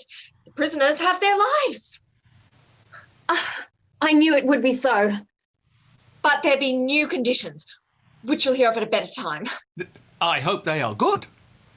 They are honourable. How good they'll be, they'll prove know not. 'Twill be known. Alas, sir, where is your daughter? Why do you ask? Sir, when did you see her? Look, he looks. This morning. Was she well? Was she in health? Sir, when did she sleep? These are strange questions. I do not think she was very well. For now, you make me mind her. But this very day, I asked her questions and she answered me so far from what she was, so childishly, so sillily, as if she were a fool, an innocent, and I was very angry. But what of it, her, sir? Nothing but my pity. But you must know it, and as good by me as by another that less loves her. Well, sir? No, sir. Not well. Not right? Not well? She's too true. She's mad. It cannot be. I believe you'll find it so. Oh, I half suspected what you told me. The gods comfort her. Either this was her love to Palamon, or fear of my miscarrying on his escape, or both. 'Tis likely. But why all the haste, sir? I'll tell you quickly. As I late was angling in the great lake that lies behind the palace, from the far shore thick set with reeds and sedges, as patiently I was attending sport, I heard a voice, a shrill one and attentive. I gave my ear, when I might well perceive 'twas one that sung, and by the smallness of it, a boy or woman. I laid me down and listened to the words that sung, for then through a small glade cut by the fishermen, I saw it was your daughter. Pray go on, sir. She sang much, but no sense. Only I heard her repeat this often. Palamon is gone. He's gone to the wood to gather mulberries. I'll find him out tomorrow. Pretty so. His shackles will betray him. He'll be taken. And what shall I do then? Then she talked of you, sir, that you must lose your head tomorrow morning, and she must gather flowers to bury you, and see the housemaid handsome. Then she sung nothing but willow, willow, illow, and between ever was Palamon, fair Palamon. And Palamon was a tall young man. Rings she made and to him spoke, thus our love's tied. This you may lose, not me, and many a one. And she wept, and sung again, and sighed, and with the same breath smiled, and kissed her hand. Alas, what pity it is! I made it into her. She saw me, and straight sought the flood. I saved her, and set her safe to land, when presently she slipped away into the city maid, with such a cry and swiftness that, believe me, she left me far behind her. 3 or 4 I saw from far off cross her. One of them I knew to be your sister, where she stayed, and fell, scarce to be got away. I left then with her, and hither came to tell you. You never They are. more enjoy life. Is not this a fine song? Oh, a very fine one. I can sing 20 more. Yes, I think you can. Yes, truly can I. I can sing The Broom and Bonnie Robin. I know you a tailor. Yes. Where's my wedding gown? I'll bring it tomorrow. Do, very rarely. I must be abroad else to call the maids and pay the minstrels, for I must lose my maidenhead by cocklight. Wait, did you ever hear of one young Palamon? Yes, wench, we know him. Is it not a fine young gentleman? 'Tis love. I no mean cross her. She is then distempered far worse than now she shows. Yes, he's a fine man. Oh, is he so? You have a sister. Yes. But she shall never have him. Tell her so, for a trick that I know. You'd best look to her, for if she see him once, she's gone, she's done and undone in an hour. All the young maids in our town are in love with him, but I laugh at him and let him all alone. Is it not a wise course? Yes. There is at least 200 now in love with child by him. There must be 4. But I keep close for all this, close as a cockle. This is strange. Whatever you heard, but say nothing. No. Well, they come from all parts, the dukedom to him. I'll warrant you he had not so few last night as 20 to dispatch. Oh, he'll tickle it up in 2 hours, if his hands be in it. She's lost past all cure. Oh, heaven forbid, man. Come, here then. You are a wise man. Does she know him? No, would she did. You are a master of a ship. Yes. Where's your compass? Here. Set it to the north. And now, direct your course to the woods where Palamon lies longing for me. For the tackling, let me alone. Come, weigh my hearts, cheerly. Oh! Oh! Oh! Tis up. The wind's fair. No. Top the bowline! Out with the mainsail! Where's your whistle, master? Let's get her in! You're up the top, boy. Where's the pilot? Here! What keenest thou? A fair wood. Bear for it, master. Tack about! When Cynthia with her borrowed light I sin. When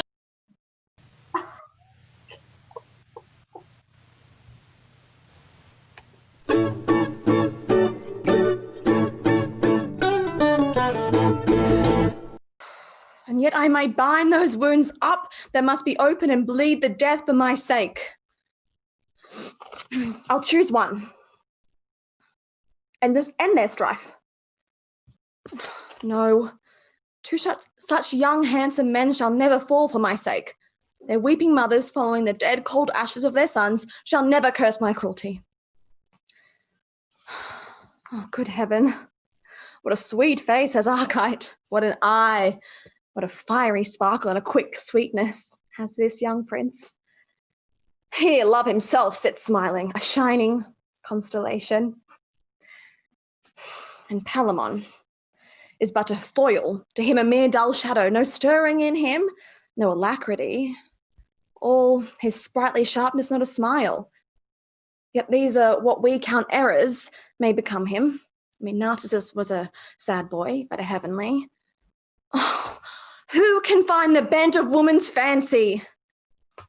I'm a fool. My reason is lost in me.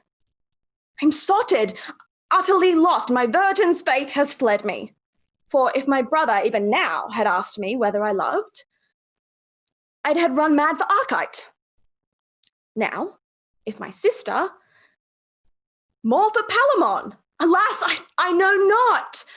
What a mere child is fancy, that having two fair gods of equal sweetness, cannot distinguish, but must cry for both. How now, ma'am? From the noble duke, your brother, madam, I bring you news. The knights are come.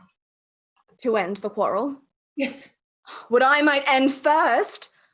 What sins have I committed, chaste Diana, that my unspotted youth must now be soiled with the blood of princes, and my chastity be made the altar where the lives of lovers, too great and too better yet never mother's joy, must be the sacrifice to my unhappy beauty?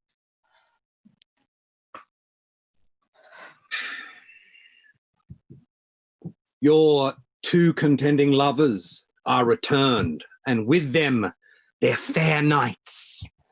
Now, my fair sister, you must love one of them. I had rather both, so neither for my sake shall fall untimely. Who saw 'em? I a while. Aye. From whence come you, sir? From the knights. Pray speak, you that have seen them, what they are. I will, sir, and truly what I think. 6 braver spirits than these that they have brought, if we judge by the outside, I never saw nor read of. Must these men die too? Are they all thus? They are all the sons of honour. Now, as I have a soul, I long to see 'em. Lady, you shall see men fight now. I wish it, but not the cause, my lord. They would show brightly above the titles of 2 kingdoms. 'Tis pity love should be so tyrannous. Oh, my soft-hearted sister, what think you? Weep not till they weep blood. Wench, it must be. You have steeled them with your beauty. Honoured friend, to you I give the field. Pray order it, fitting the persons that must use it. Yes, sir. Come, I'll go visit them. I cannot stay, their fame has fired me so, till they appear. Good friend, be royal. There shall want no bravery. Oh, wench, go weep, for whoever wins loses a cousin for thy sins.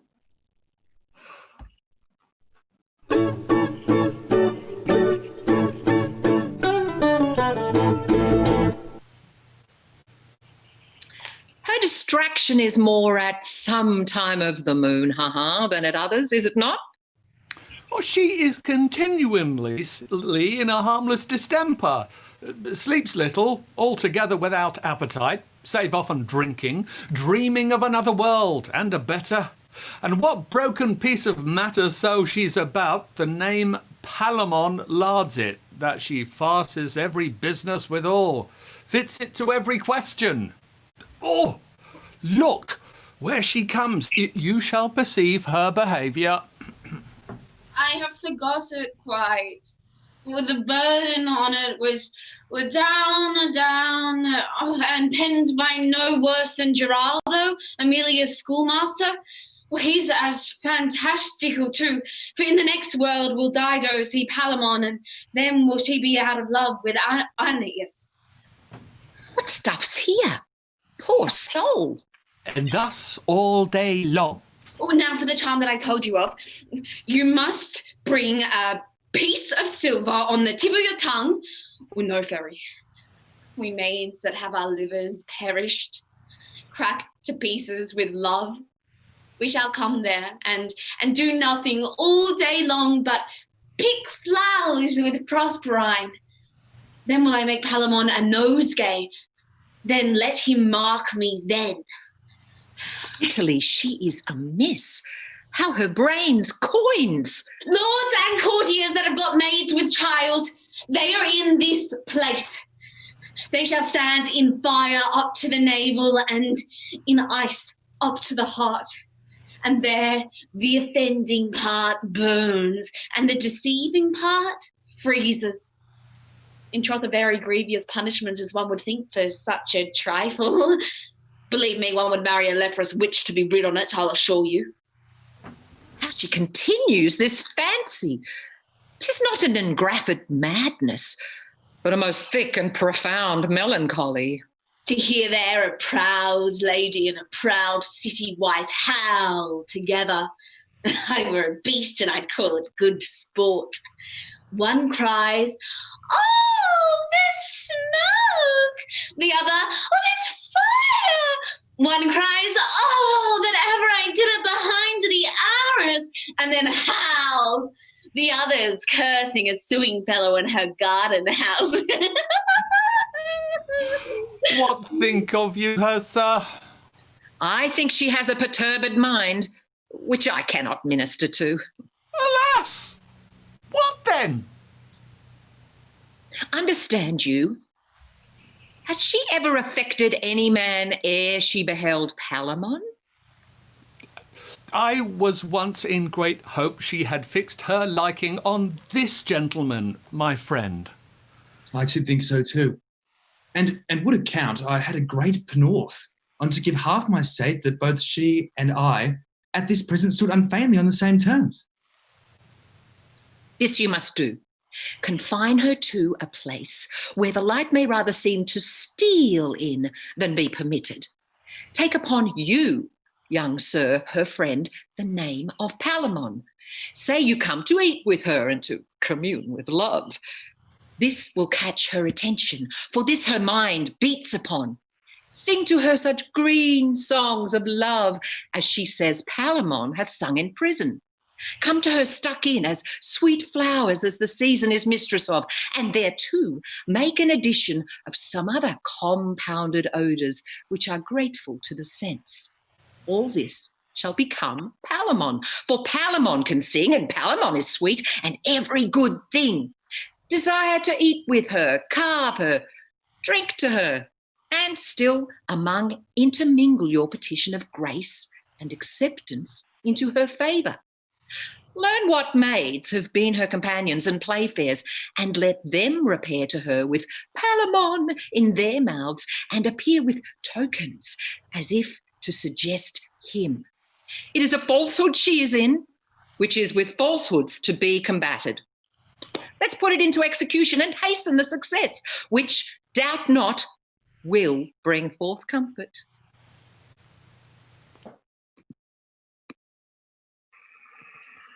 Now let 'em enter, and before the gods tender their holy prayers. Let no due be wanting. They have a noble work in hand, will honour the very powers that love 'em. Sir, they enter.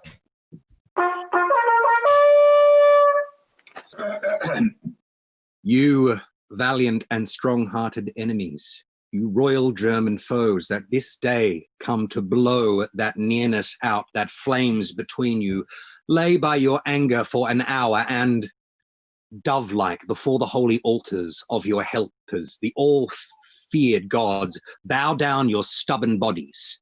Your ire is more than mortal, so your help be. And as the gods regard you, fight with justice. I'll leave you to your prayers, and betwixt you I part my wishes. Honour crown the worthiest. The glass is running now that cannot finish till one of us expire. I am in labour to push your name, your ancient love, our kindred out of my memory, and i' the self-same place to seat something I would confound. So hoist we the sails, and must these vessels port even where the heavenly limiter pleases? You speak well. Before I turn, let me embrace thee, cousin. Oh, come here. This I shall never do again. One more. Ah. All right. Okay.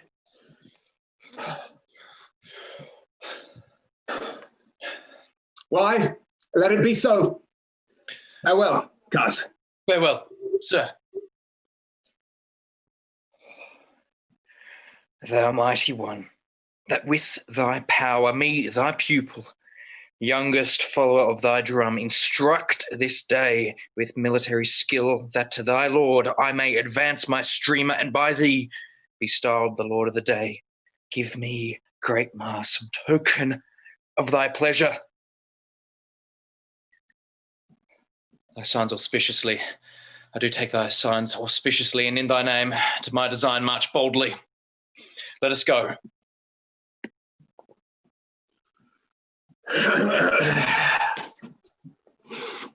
To the goddess Venus, commend we our proceeding and implore her power to our party. Hail, sovereign queen of secrets, who hast power to call the fiercest tyrant from his rage and weep unto a girl. Take to thy grace me, thy vow soldier, who do bear thy yoke as 'twere a wreath of roses, and vow that lover never may yet sigh truer than I. Oh, then, most soft, sweet goddess, give me the victory of this question, which is true love's merit, and bless me with a sign of great pleasure. I give thee thanks for this fair token. Let us rise.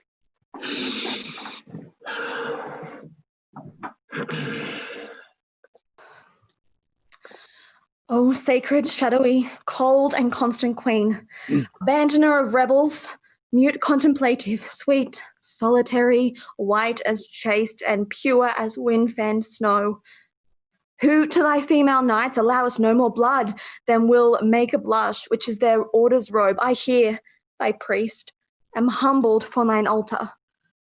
A husband I have appointed, but do not know him. Out of two I should choose one, and pray for his success, but I am guiltless of election. I could doom neither.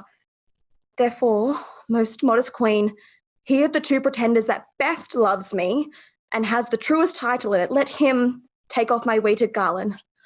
O mistress, thou art dischargest me. I shall be gathered. I think so. But I know not thine own will. Unclasp thy mystery.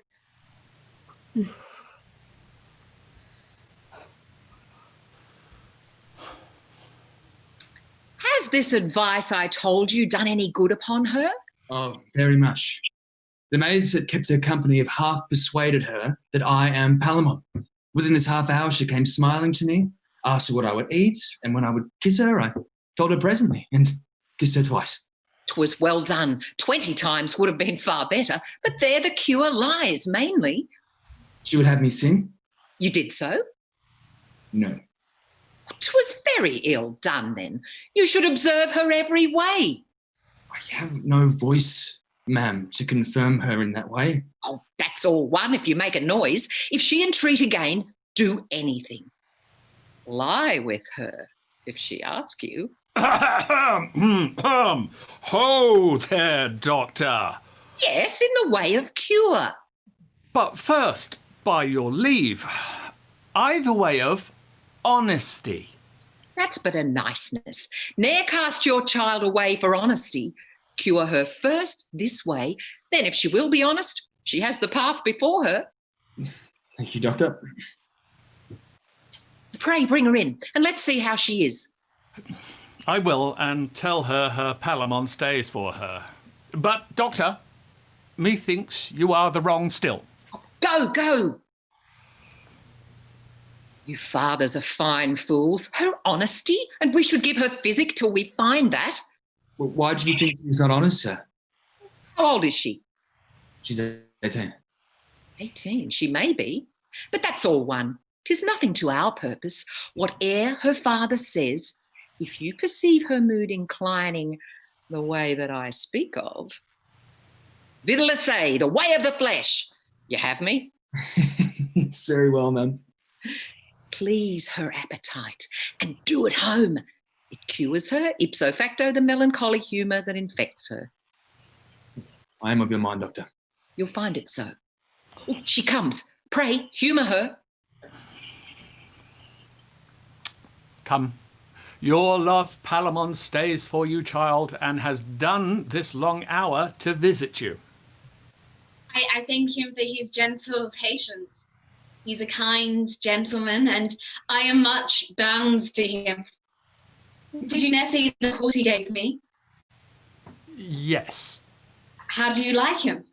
Oh, he's a very fair one. You never saw him dance? No? I have, often. He dances very finely, very comely, and for a jig, come cut and long tail to him, he turns you like a top. That's fine indeed. He'll dance the Zorba 20 miles an hour. What think you of this horse? Oh, having these virtues, I think he might be brought to play at tennis. Alas, that's nothing. Can he write and read too? Oh, a very fair hand. You know the chestnut mare the Duke has? Well, very well. She is horribly in love with him. Poor beast. But he is like his master, coy and scornful. He'll be the death of her. What stuff she utters. Make curtsy, here your love comes.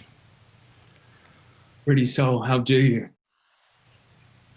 Oh, that's a fine maid. There's a curtsy. Yours to command in the way of honesty. How far is it now to the end of the world, my masters? Oh, why, a day's journey, wench. Will you go with me? What shall we do there, wench? Why, play at stool ball. What is there else to do? I am content if we shall keep our wedding there. 'Tis true. For there, I will assure you, we shall find some blind priest for the purpose that will venture to marry us. But here they are nice and foolish. Besides, my father must be hanged tomorrow, and that would be a blot in the business. Are not you Palamon? Do you not know me? Yes, but you care not for me. I have nothing but this poor petticoat and 2 coarse smocks. That's all one. I'll have you. Will you surely? Yes. By this fair hand, I will. Will to bed then? In when you will.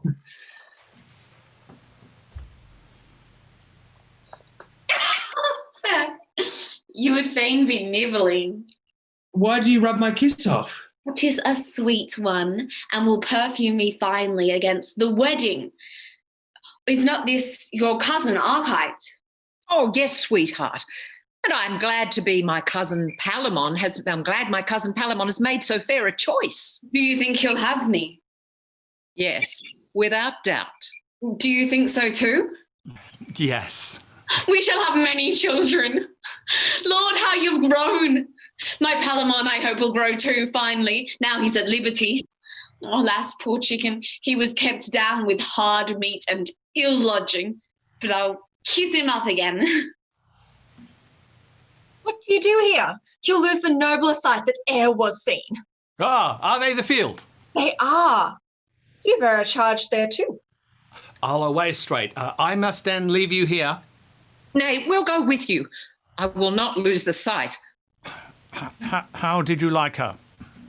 I'll warrant you, within these 3 to 4 days, I'll make her right again. You must not from her, and still preserve her in this way. I will. Let's get her in.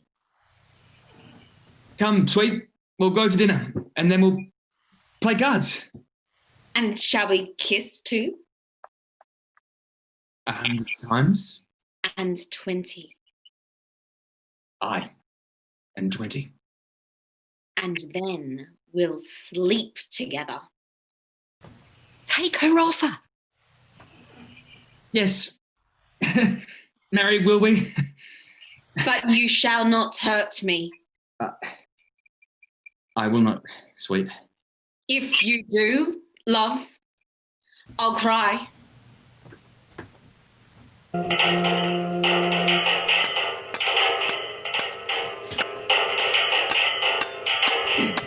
I'll step no further.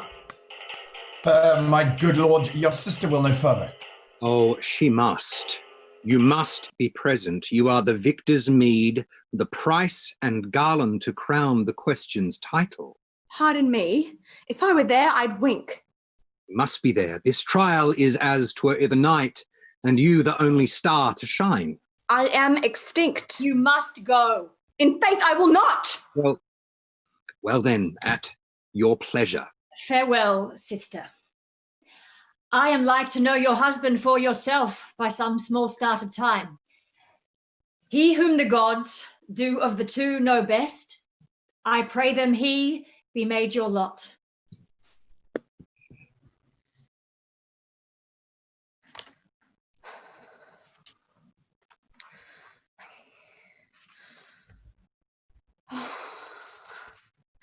Arcite is gently visaged, yet his eyes like an engine bent, or a sharp weapon in a soft sheath.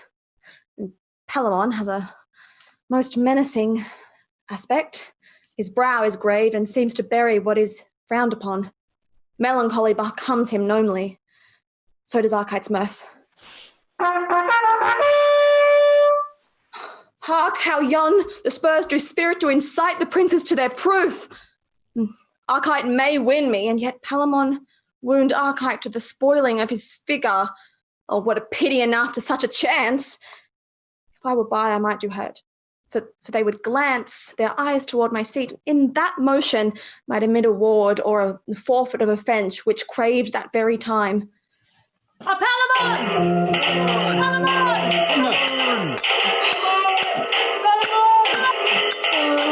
It is much better that I am not there, or better never born to minister such a harm. What is the chance? The cries out, Palamon. Then he has won? 'Twas ever likely. He looked all the grace and success, and he is doubtless the primmest of men.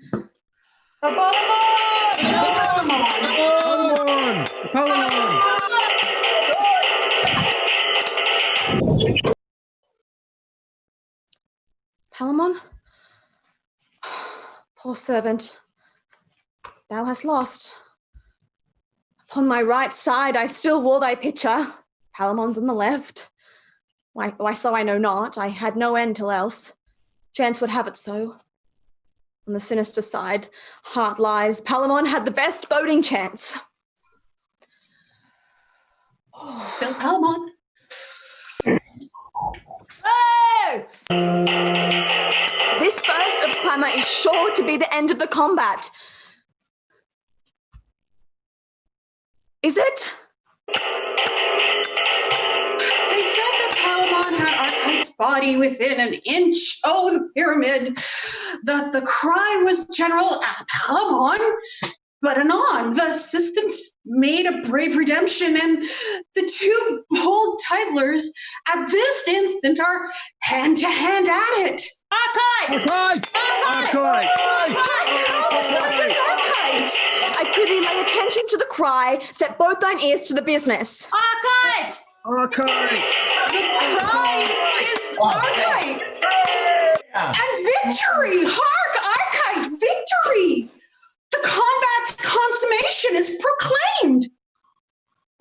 I did think good Palamon would miscarry, yet I know not why I did think so. Our reasons are not prophets when oft our fancies are. Poor Palamon.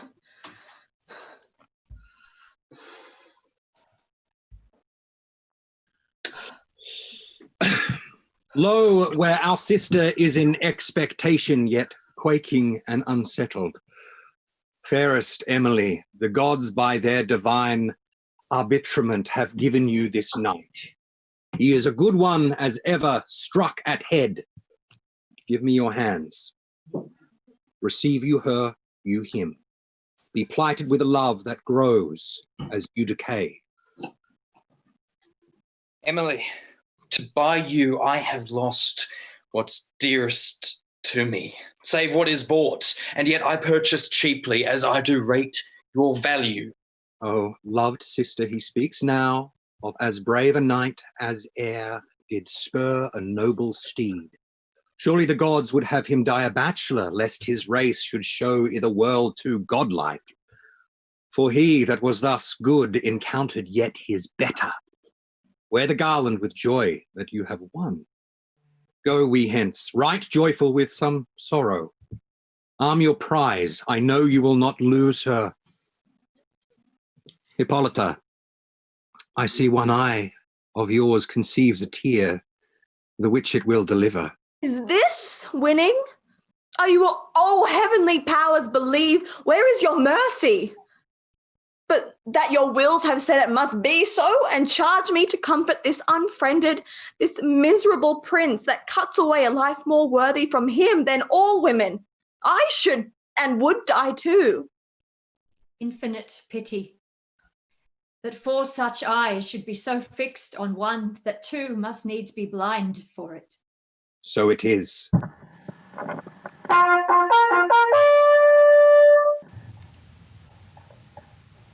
There are as many a man alive that hath outlived the love of the people, yea. In the self-same state stands many a father with his child. Some comfort we have by so considering. We expire and not without men's pity. The live still hath their good wishes. We prevent the loathsome misery of our age, beguile the gout and rheum that in our lag hours attend for grey approaches. We come towards the gods young and unweaponed, not halting under crimes many and stale, that sure shall please the gods sooner than such to give us nectar with them, for we are more clear spirits. What ending could be of more content? Or us the victors have fortune, whose title is as momentary as to us death is certain. The grain of honour they not all weighed us. Let us bid farewell, and with our patience anger tottering fortune, who at her certainst reels. Come, who begins? We and they that led you to this banquet shall taste to you all. Ah, my friend, your gentle daughter gave me freedom once. You'll see it done now forever. Pray, how does she? I heard she was not well. Her kind of ill gave me some sorrow. Sir, she's well restored, and to be married shortly. I am most glad on't. 'Tis the latest thing I shall be glad of. Prithee, tell her so. Commend me to her, and to peace her portion, tender her his. And this. Hey, let's be offerers all. Is it a maid? Verily, I think so. A right good creature, more to me deserving than I could quit or speak of. Commend us to her. The gods requite you all and make her thankful. Adieu, and let my life be now as short as my leave-taking. Lead, courageous cousin. We'll follow cheerfully. Save! Run! Hold! Save! Save! Save! Hold! Hold! Oh, hold! Hold! Hold! Hold! Ho! It is a cursed haste you made if you have done so quickly. Oh, noble Palamon, the gods will show their glory in a life that thou art yet to lead. I cannot be. Though when Venus, I have said, is false, how do things fare? Arise, great sir, and give the tidings ear that are most dearly sweet and bitter. Hath waked us from our dream? Listen, your cousin mounted upon a steed that Emily did first bestow upon him, a black one, owing not a worth of hair of white, which some will say weakens his price, and many will not buy his goodness within this note, which superstition here finds allowance. On this horse is Arcite trotting the stones of Athens, which the Culkins would rather tell than trample, for the horse would make his length a mile, if it best pleased the rider to put pride in him. As he thus went counting the flinty pavement, dancing, as 'twere, to the music his own hooves made, with fire malevolent darted a spark, the hot horse, hot as fire, took toy at this, and fell to what disorder his power will give his will. Bounds, comes to end, seeks all foul means of boisterous, rough jainery to desist. This lord that kept it bravely on his hind hooves, on end he stands. That Arcite's legs being higher than his head seemed with strange art to hang. His victor's wreath even then fell off his head, and presently backward the jade comes o'er. His full poise becomes the rider's load, yet is he living, but such a vessel 'tis that floats but for the surge that next approaches. He much desires to have some speech with you. Lo, he appears! Oh, miserable end of our alliance. God's almighty Arcite, if thy heart, thy worthy, manly heart, be yet unbroken, give me thy last words. I am Palamon, one that yet loves thee dying. Take Amelia, and with her all the world's joy. Reach thy hand. Farewell.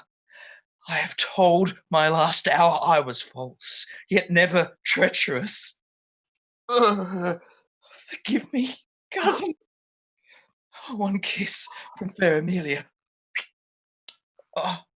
Yeah, okay, that's enough. It's done.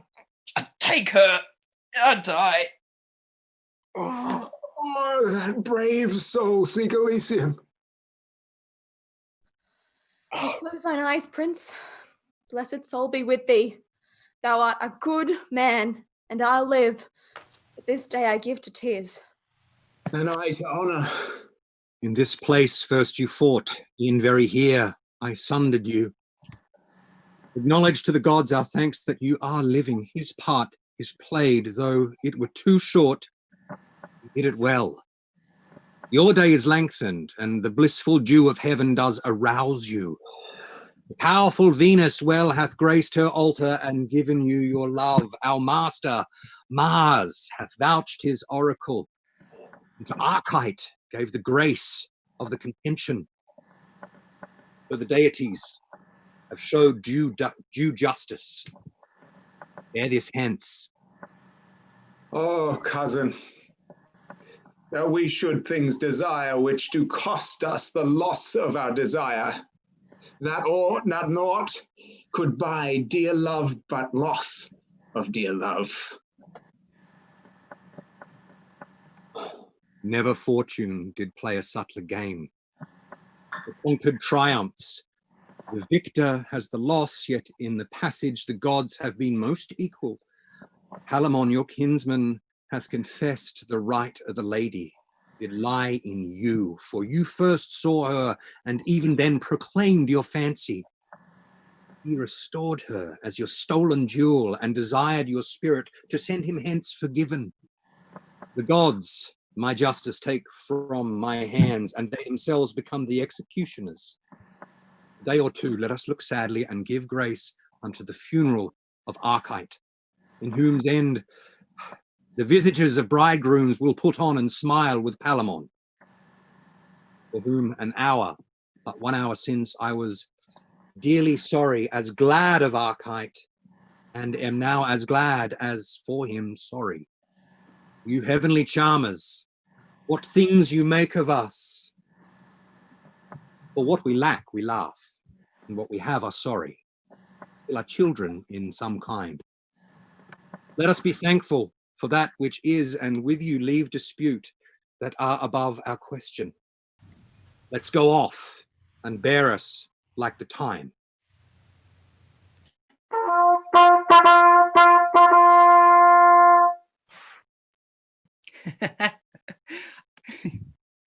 I would now ask you how you like the play, but as it is with schoolboys, cannot say. I am cruel fearful. Pray yet, stay a while, and let me look upon you. No man smile? Then it goes hard, I see. He that has loved a young handsome wench, then show his face. 'Tis strange then if none be here. And if he will, 'gainst his conscience, let him hiss and kill our market. 'Tis in vain, I see, to stay you. Have it the worst can come then. Now what say you? And yet, mistake me not, I am not bold. We have no such cause. If the tale we have told you, for 'tis no other, anyway contents you, for to that purpose it was meant you, we have our end, and shall have ere long. I dare say many a better to prolong your loved ones to us. We in all our might rest at your service. Gentlemen, good night.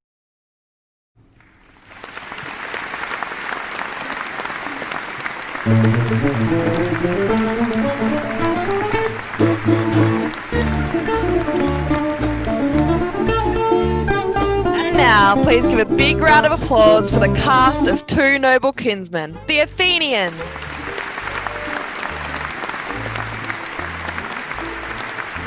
The Thebans, our two noble kinsmen themselves. The jail folk. The country folk. And now, finally, please give a big round of applause for the people behind the scenes who have brought this play to your screens today.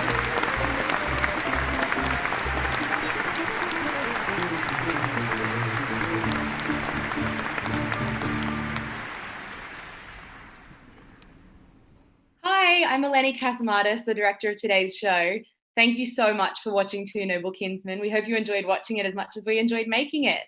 Streamed Shakespeare will be continuing to present live streamed stage readings of Shakespeare's works every Sunday, except next week where we'll be having a muchly needed rest week. If you enjoyed The Two Noble Kinsmen, tune into our next production on Sunday, the 5th of July, which will be Julius Caesar, directed by Jamie Collette. Don't forget to like and share this video and follow Streamed Shakespeare on Facebook, Instagram, Twitter, and YouTube. Thanks again and enjoy the rest of your weekend. Bye.